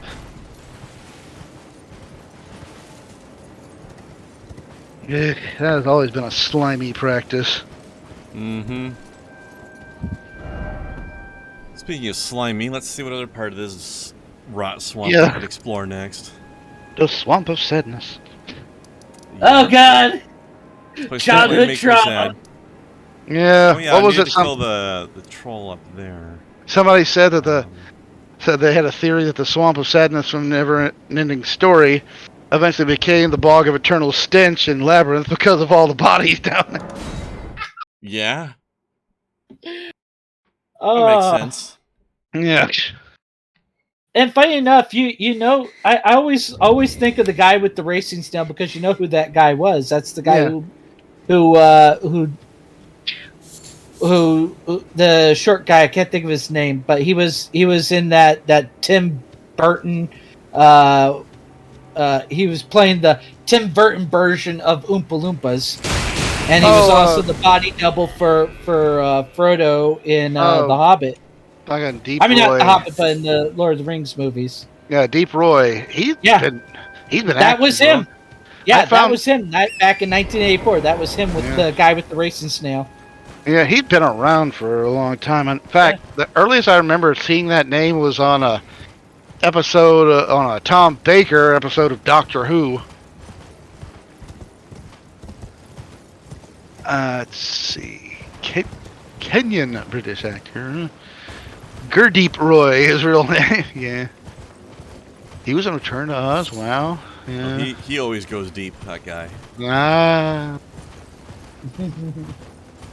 Let's see, he was in Return of the Jedi and the 2 Ewok TV movies. Yeah. Him and you'd be surprised. He was him and Warwick Davis, as well as a lot of the people you saw in Willow were all Ewoks in those movies. Let's see, Star Trek. Well, yeah, he was in the Abrams Star Trek movies. He played Scotty's old companion. I don't consider those Star Trek. Star Trek has to be like fucking chess. That's not Star Trek. I will say I like them better than the crop we've got ever since Discovery. I called them the predecessor Discovery. They're still better, I say.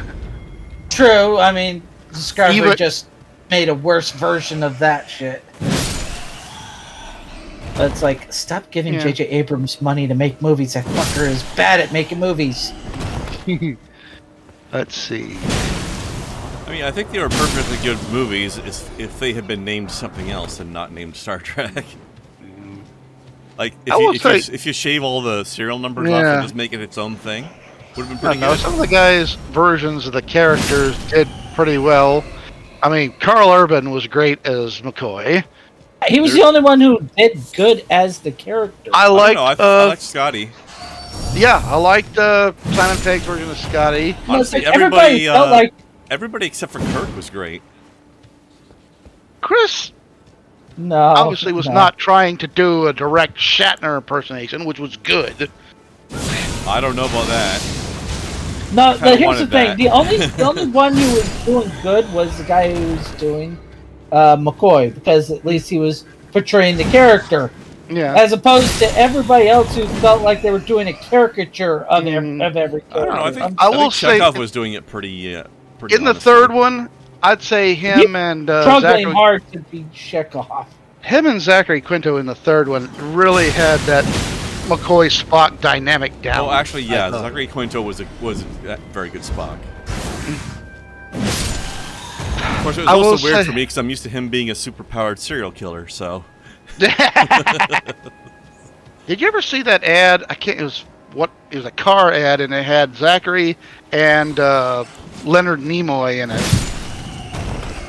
No, that sounds weird. Yeah, they were doing like that was some kind of thing where they were heading to the golf course, and like Glass will in there to pay or buys lunch or whatever, and I remember at one point while he's driving down the road, Leonard is singing "The Ballad of Bilbo Baggins," his own song. Yes. Let's face it, nothing beats the Ballad of Bilbo Baggins. Well, they should have had him doing that, and then Zachary Quinto doing a Heroes reference.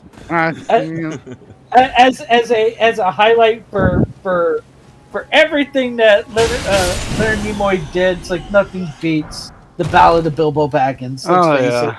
I liked Heroes was a fun show though, and I liked how they basically took the idea of people having superpowers but still just kind of going about their life at the same time. As I said, only one of them really got excited about becoming a hero, and everybody else is just like, No. How do I just go on with my life now? Let's see, heroes. When In the was middle that? of the earth, in the land of the shy, live the brave little hobbit with me all their lives. 10. I'm trying to look. See, that started 2010. No, I was thinking. Well, obviously, I think Heroes in some ways took a lot of cues from X-Men. Maybe? I mean, the whole thing, you know, the band being the outsiders to the rest of the world, and Well, there's some of that, sure, but I mean, there's also the big contrast of like the X-Men are out and out active superheroes, and these guys are just like, I'm hiding this and living my life. I will say one thing, and this was, if you ever saw, there's a TV series, I think it ran 2-3 seasons, it was like straight to syndication, and this is about early aughts. It's called Mutant X. Yes, I remember that. And this came before the X-Men movies came out. Yeah, it was an X-Men TV show. No, it actually came after the first X-Men movie. Yeah, TV series came out. You're below the taint. It's not a good place to be. Nope. That ran about the same time. In fact, it run back to back. That and Andromeda, which is another good series. True. For a while, Andromeda was. About the last season, I think they had lost. I mean, I look at that as like Farscape. The first few seasons were good. It was the last few that were garbage. Yeah. I will say, this was basically an attempt. This was a series or character that Gene Roddenberry had attempted to get off the ground at least twice before in the 70s. The character of Dylan Hunt, man, displaced in time. It was first he had Genesis 2, and then that was followed by Planet Earth. Both got pilots, but nothing further.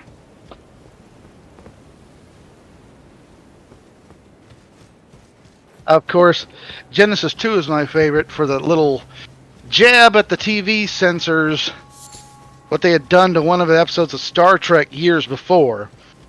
Can't remember the one. It was the one where everybody gets shot back in time to this one planet. I think Spock and McCoy end up in the Stone Age, and Kirk ends up during like the witch trials. Oh, weird. And playing one of the characters in the Stone Age was Mariette Hartley, very beautiful actress. Oh yeah. And she's wearing, basically out in the cold, she's all bundled up in furs, but once they get into the cave where there's like natural heat running through there, she's wearing pretty much cave girl outfit. Well, the censors made a thing where she had to cover up the navel. Can't show her navel. Weird. Eroticizing. Well, in Genesis 2, Mariette Hartley had a part, and her character was an alien, and part of her physiology, she had two navels. Yeah. Dude. Like, that's like... Because by then, mores had changed, and things we get away with on TV had changed, but that was obviously Roddenberry thumbing his nose. No, you see what? He should have had a thing where she's wearing nothing but something that's over her navel. That'd be funny. I don't think they could get away with that. No, but it'd be funny though. Yeah. I've never been to the tower actually.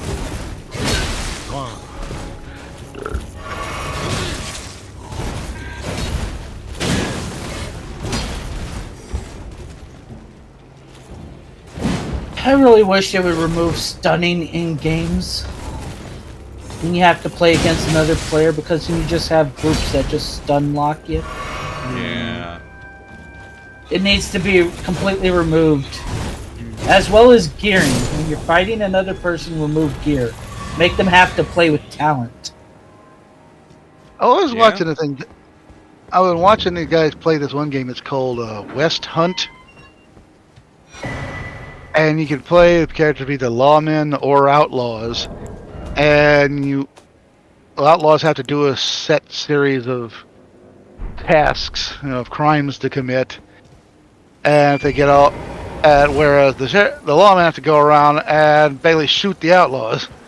Now, it's almost kind of a stealth thing, you're committing your crimes to where the lawman can't see it or doesn't notice, and like I said, the lawman could quite possibly shoot innocents in this game.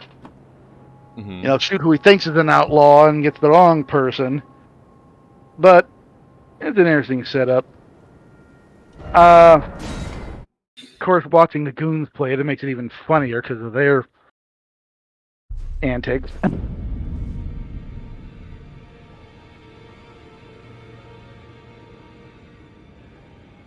right. Let's see how much smithing I can get done.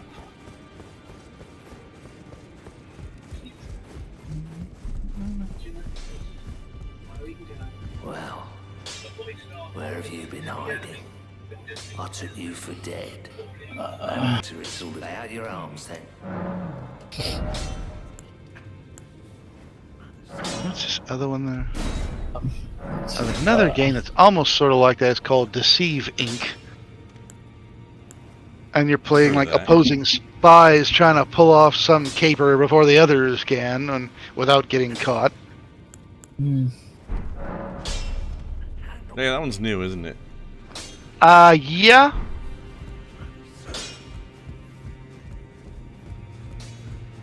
And I was also watching them play. Apparently, there's now CS:GO 2 is out. Is it out or is it going to be? I don't know. Maybe been in announced. beta still. I was watching Swagger Souls play it, and he said, "Yeah, it's broken." Yeah, maybe they have a beta or something. Yeah, guys like that usually get the betas. Yeah. Aren't guys like that usually are the betas? Yeah, they're the ones to test it. Yeah. Not that kind of beta. No, come on. It was a joke. Yeah, I know. Hey yo.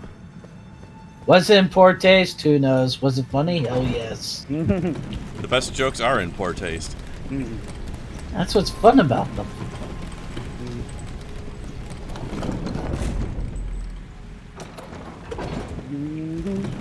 Poor taste is my specialty. Or if I want, Last action is gone into hiding under some blankets. It sounds like. What have I? or if I want to do the gnome Mike. from, You're okay now. or if I want to do the gnome from The north. no, the gnome from God damn it! What do I think? The Never-Ending Story. It's my scientific speciality. Mm-hmm. I haven't seen. I only have saw that movie once. What, the kinda like- Never-Ending Story? The first Never-Ending Story. Only seen the first one, and I was kind of like, all right. As opposed, fantasy movies of that time didn't really measure up. I mean, I'd rather watch Labyrinth or Kroll. Dark Crystal, maybe. Dark Crystal, yes. But I do remember I've seen one clip from the Never-Ending Story 3. Story 3 doesn't even follow the book remotely. I know, but I love it. Man, they're never gonna When- stop making these, are they? Well, the Oh thing no, is, the first, it ended with 3. Pretty Yeah. much put the nail in the coffin. yeah, the first Never-Ending Story was kind of like only half the book. It was only the first half of the book. I remember Doug Walker, nostalgia critic, made it when he reviewed it. Said this is not jumping the shark. No, this is not jumping the shark. This is jumping the shark, coming back, shooting it in the balls, raping it, eating its flesh, consuming its soul, mounting its head to the wall, and then doing the same to 12 more sharks just to be safe. That's pretty much what the third movie was.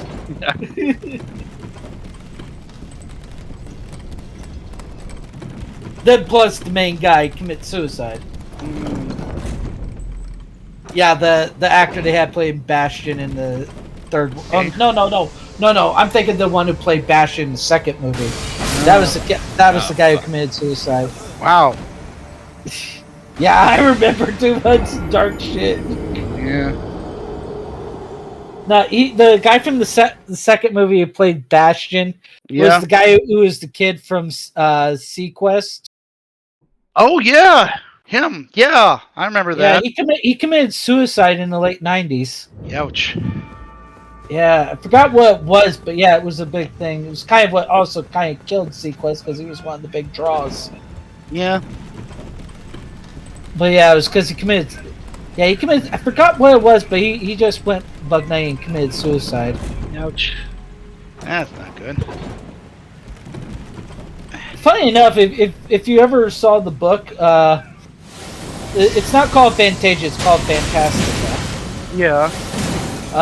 Bastion is a fat kid with asthma. So you know the second movie when oh, you didn't see the second movie. No, I didn't see Well, the second movie where it's all the diving thing because he was on the swim team in the comic, in the book. Sorry. Funny enough, Atreyu in the Artax actually talked in the book. Atreyu was I think he was blue skinned and green haired, and Artax was purple. Because they did hunt the purple buffalo while on horseback. Yeah. Yeah, because as you know, basically Atreyu is basically like every physical embodiment of like you know, by being like the strong, agile person that Bastion always wanted to be. Right. He sort of Bastion, you know, it goes somewhat similar to the movie for the first half of the book. His father's very despondent from him, and then he Bastion does go into the book and starts recreating Fantasia using the Orin. But the problem is every time he uses Orin, he's also losing precious memories from his past. And you know, after a while, he starts to get, you know, full of himself and everything like that. Thinks he's hot shit.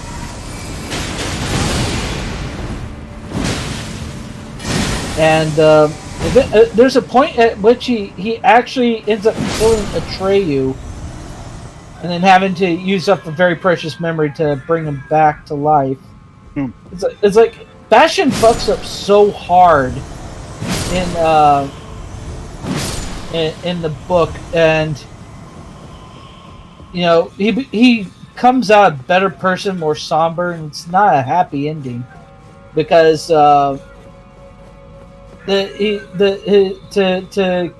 keep what memories he does have, his friends take over recreating Fantasia, and so he can go back to his world, and it's just like they kind of dismayed and disillusioned with him and all that. By the way, somebody needs to turn down their TV a tiny bit there. I'm hearing some sort of, I don't know, I'm hearing like what sounds like somebody's TV in the background or something. No, I'm on. I don't have a TV, but I'm playing I'm in Warzone. No, that's it. Can you turn it down a teeny bit? It's turned down as low as it can be. I'm not muting it. Well, it's okay right now.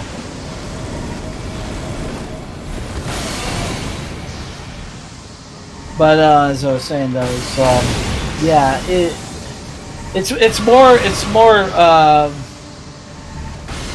soul crushing, and is the best way to put it. At the end of the actual book, the author, and again, it's one of those cases that the author never liked the film adaptation of the Neverending Story. You know, just like like the douchebag who made like Willy Wonka and Chocolate Factory hated them film. That guy hated. Here's the thing: that guy hated every film adaptation of his books except for the animated film adaptation, TV film adaptation of the BFG. That's the only one he liked. That reminds me I didn't of. know he made Doom. What? The BFG. Oh,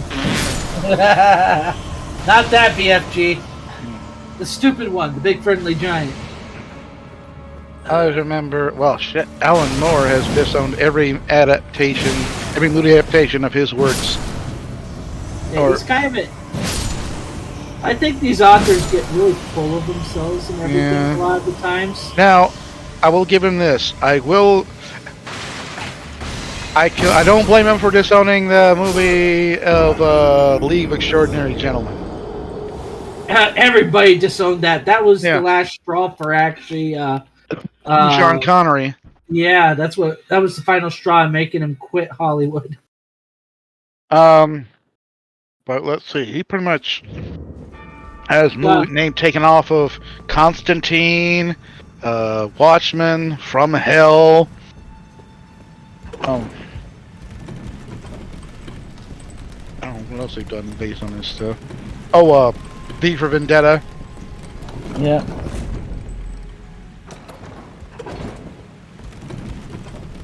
Some things may say, well, Alan, don't ever expect a movie to be 100% like your work. Although, even though Keanu Reeves did very well as the character, he didn't look, sound, or for the most part act anything like Constantine in the comics. Yeah. That was one that always threw me off when I saw that movie. Just like, that's not Constantine. Constantine's kind of an asshole. Though the TV show did a lot better. Yeah. Even the animated stuff did a lot better. It's like, he was very much an asshole, but it's like, he's kind of a fucked asshole. Yeah. I love the exchange, though. When they actually got him to be on the Crisis on Infinite Earths crossover, and then they actually got the guy playing Lucifer to be in that, even though different production companies, but this exchange between Lucifer and Constantine was amazing. Right down to the fact that many have said that to this day, it is supposed to be pronounced Constantine. Well, that sounds dumb. Screw that. And that's the thing where he calls him Constantine. It's Constantine and Lucifer. Is it? I don't care. Mm-hmm. Good for him. Oh, that guy. I mean, that's another thing that is nothing like the comic that it was adapted from, but I love it nonetheless. I mean, if you forget the comic, if you consider it's not based on the comic, it's still a really good series, just with a similar premise.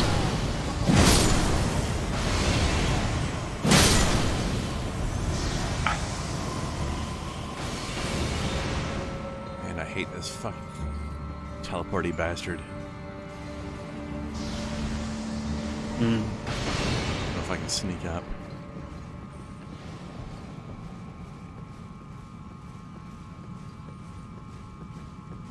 Sneak.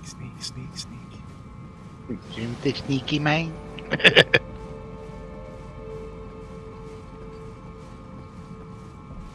Too sneaky.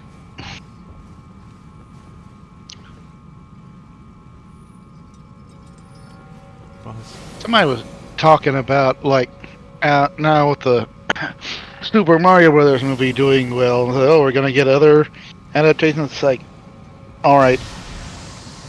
Super Mario Brothers being a successful video game adaptation is a fluke, like the first Mortal Kombat, alright? We get one out of dozens of failures. But they were saying, the guy was giving suggestions. He had Crash Bandicoot, Banjo-Kazooie, and Sly Cooper. A Sly Cooper movie could be amazing if they don't completely fuck it up. my answer to that, to all those always come back as, nope, I want a Ninja Gaiden movie. I mean, you've already watched so many ninja movies already. Yeah, then this would be And this would be like, one of them. it would be one of them. I would watch the hell out of it. And I'll base it on the, of course, got to base it on the later, like the PlayStation games. You know, No, have the whole movie be a side scroller. I'm just talking like later stuff, and of course you got to have fucking Rachel in there. Uh-huh. Rachel's a character. She was an NPC in the first one, then became a playable character in the second. I think this is working. Come on, sucker. Whatever Come on, happened sucker. to the I'm in here. plan? I wonder whatever happened to the plans for Netflix was going. The people that made Castlevania were going to do a Devil May Cry series. I wonder whatever happened to that. Fuck.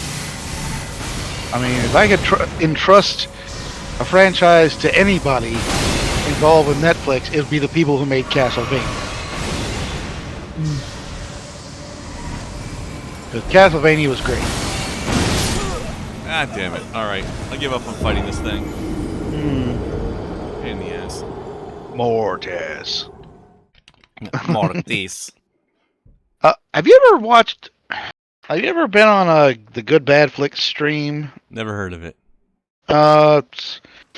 Cecil Trakenberg. He's I think Curly would know who he was. I think they've done it. But anyways,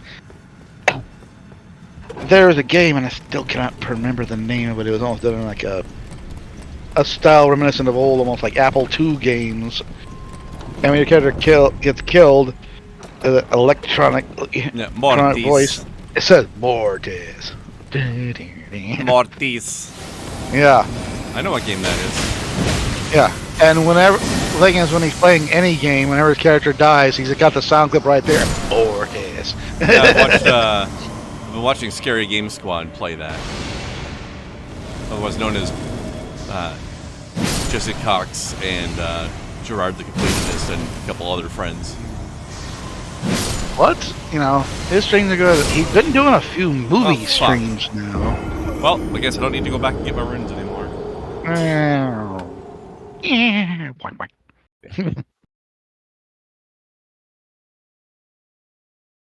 Oh, Lord.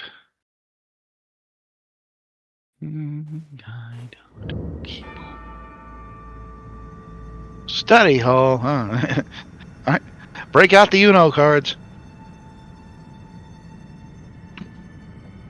I guess so, eh?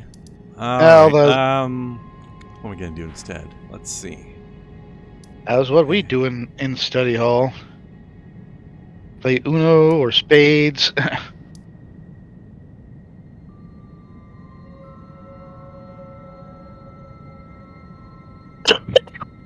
Oh, alright. Had a cold for a week or more. That sounded painful. Last remnants. Last Remnant, that was a pretty good game. Yay!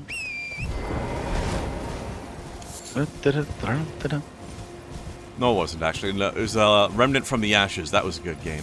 Oh, yeah. The last Remnant was trash. Let me see here. I remember Remnant from the Ashes. The last Remnant. Interesting looking. What is it? PS4? Yeah, I played PS3 originally, at least. I think they're remaking it. I don't know why. Look, It didn't play very well. Platforms say Switch, PS4, Xbox 360, Windows, and Android. Unless I'm mixing it up with something else. Hmm. Maybe I'm thinking something else with a slightly similar name. Well, yes. Role playing 2008.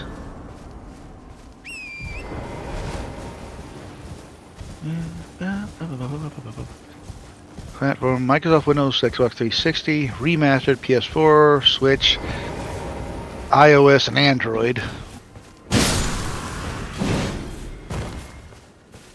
Yeah, it's Square Enix. Mm-hmm.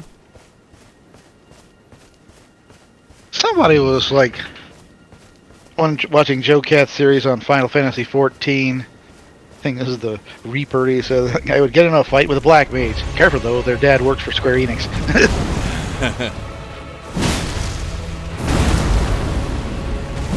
That's one I haven't seen covered in Joe Cat's series yet. I know. What? Oh, Black Mage. I haven't seen him on any of this. He's okay for all of. I think he's done a craft guide to range DPS. He's done range DPS, but Black Mage wasn't on it. Now that may be it was physical, just really briefly. I guess the magic range DPS will be the next one. No, it was all range DPS. Say if I want to think of Black Mage, I only think of 8-bit theater. He's done White Mage under healers. Joking. He's done White Mage under healers, and he's done didn't do Black Mage under. I still love the what's this? A lone black mage running like a scared little girl through the forest. Time to go to work. Trips him. Okay, man. Your GP or your HP? Oh, that's so lame. Let's see. I'm looking at DPS. No, he's done the physical range DPS: Bard, Machinist, and Dancer. So actually, yeah, that's true. The mage ones didn't. They got mentioned briefly in there, but they didn't really get highlighted. Yeah. So the last one on that series he'd have to do would be magic range DPS. Would be Black Mage, Red Mage, Blue Mage, and Summoner. I would say not Blue Mage, because Blue Mage is a little bit of everything. Blue Mage deserves its own video. So he's done the ones on tanks. He's done the one on, which is Tank, Paladin, Warrior, Dark Knight, Gunbreaker. Mm-hmm. He says, hello, Gunbreaker was officially a tank, but it's really just 3 DPS and a long trench coat. The long trench coat is actually especially fitting, considering that there's the best represented Gunbreaker NPC in the game wears a long trench coat. I got Healer, which is White Mage, Scholar, Astrologian, and Sage. Let's pick up a gun. That shoots lasers! Poor little Astrologian. Such an underpowered class. Said, like to be a white mage, was more into crystals and tarot readings, like she's a suburban woman in her late 20s. That was his description. He's not wrong. See, mana DPS, Monk, Dragoon, Ninja, Samurai, and Reaper. And he's done physical range DPS, Bard, Machinist, and Dancer. Reaper's the only class I've never had a chance to try yet. I love the Dragoon one. The best boss saying, Estadia! He's the adored Dragoon! Oh yeah, Joe Cat's series is amazing. He's a funny boy. Oh yeah, and people will say, why do they call it a crap god? This is important shit he's telling you here. It's called sarcasm. I know. No, that's the answer to those people. The reaction videos I know you know. I'm yelling at the people who aren't here. Oh yeah. But what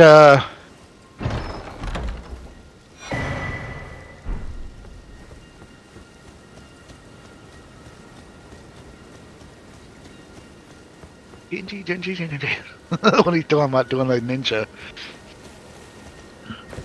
Tenchi Genji Genji.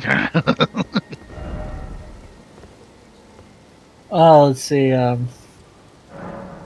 anyway, let's see.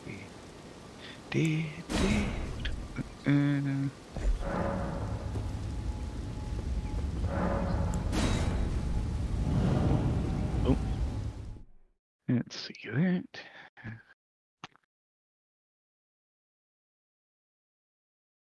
Oh shit! Let's face it, the Japanese animation scene would be nothing without the U.S. Oh well, yeah. A lot of that they took their style. They took directly from American anime. Well, it's not just that. Is we were the ones that basically funded the creation of a lot of their studios. For back from way back in the day when we kept using their studios for cheap outsourcing. Yeah. You gotta realize a lot of that started from the 60s. was because their paper started to go up tremendously in price. As one guy, Razor Fist again says about, hell, most of the stuff you see in Japanese anime is just taken from stuff that was done originally in Western cartoons, TV, movies. Hell, most of the mid 80s to the early 90s was all like cyberpunk stuff, which is all just ripping off fucking Blade Runner. Yep. Yeah, except that I think Cyberpunk's older than that, than Blade Runner, isn't it?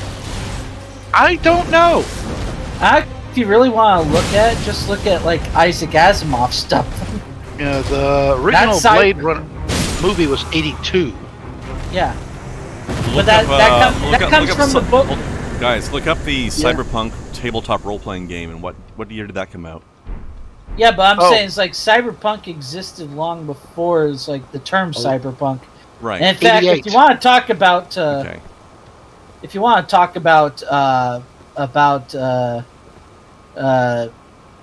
what was the movie you just said? My brain is spacing now. I don't know why. Blade Runner. It's like you gotta look at the book that it's based off of. Oh yeah. To Android's Dream of Electric Sheep. Right. And then you gotta look at back even further with like Isaac Asimov's book series, or even further if you want to go back and look at like what do you call it, Metropolis. Yeah. The silent film era. Now And that's basically a retelling of the Tower of Babel if you really want to look at it. I mean, people say that Cyberpunk had its roots going back to the 60s and 70s with, people like Philip K. Dick, Michael Moorcock, Harlan Ellison, Philip Jose Farmer.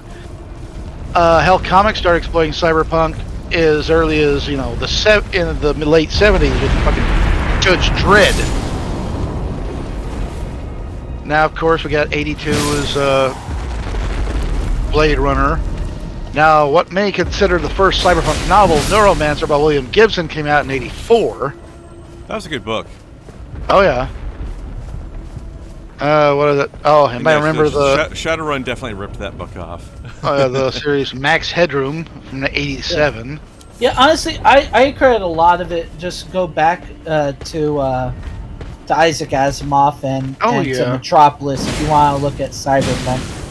Isaac's robot series, definitely. That. And that was the one that gave us, that coined the phrase for a planet city. What was the phrase? There's a word for a city planet. I don't know. I mean, that was where we got the 3 laws of robotics, of course. Yeah. Which has been used so many times. Yep. What was it? Can't remember. Of course. You can Ecumenopolis. I've never heard that word. Yeah, that's it basically comes from Greeks for world and city, thus a world city. Yeah. And the term the word was, I think, first used in Isaac Asimov's books. It says now Japanese, like manga and anime, their relation with cyberpunk says began in the same year, 82, with the manga series Akira, of course, with its 1988 anime movie adaptation. God, that was a fucked up movie. Yeah. Thing about that, the movie was put out before the comic was finished. What movie? Sorry. Akira. Yeah. Like the manga ran from 82 to 1990, but the movie came out in 88. But the comic was based off a lot of the story details they had to really glance over when they did the movie. Like the whole revolution that was going on at the time in the city. And there was a lot of that in it that had to be like really glanced over when they were doing the movie. Yeah. There you go. Which the But- comic does explore on far more. Yeah. Like I said, it's kind of like I almost compare that to fucking Game of Thrones. You know, they had to finish the series with what they had. So much from the books. That's, to me, that is complete bullshit there. They had so much that they could have done from the books that they just left out completely. But to finish the series with was what, an unfinished book series. Again, like I say, I don't think they handled that well because there was so much left out from the books, so much trying to church up characters. Case in point, Tyrion. Tyrion's much more of a gray character in the books, Oh yeah. and Although far more interesting too. But here's the other thing.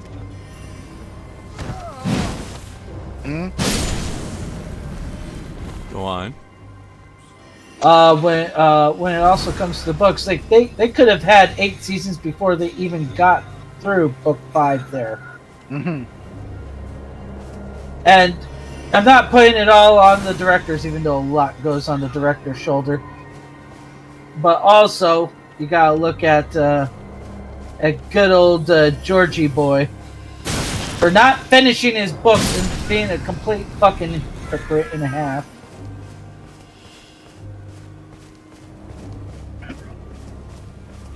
He was very much an asshole about that shit.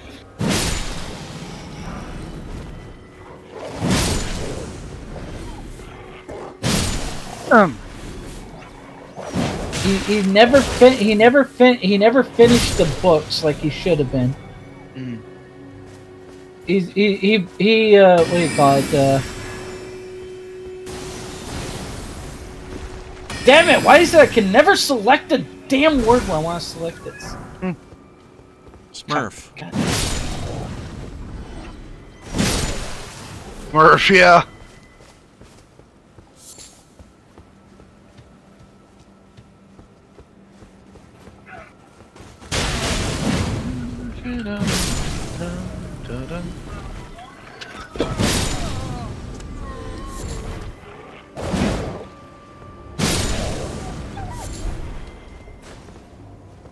Oh, Georgie boy, I really smurfed this one up.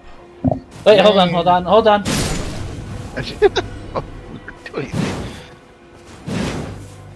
Ecumenopolis, that's how you pronounce it. Ecumenopolis. A city planet. Okay. Yeah. That's no moon. That's no moon, it's a city. It's a Or, space you know, station. you can go Warhammer style and just call it the Hive World. Blackstone Fortress. What was it? Somebody put this on there. I've seen this before. It said, "Are you Team Sith or Team Jedi?" And now I put a picture of Han and Chewie. That I'm Team Smuggler. Oh, Rogue Trader then. Got it. Yeah, pretty much.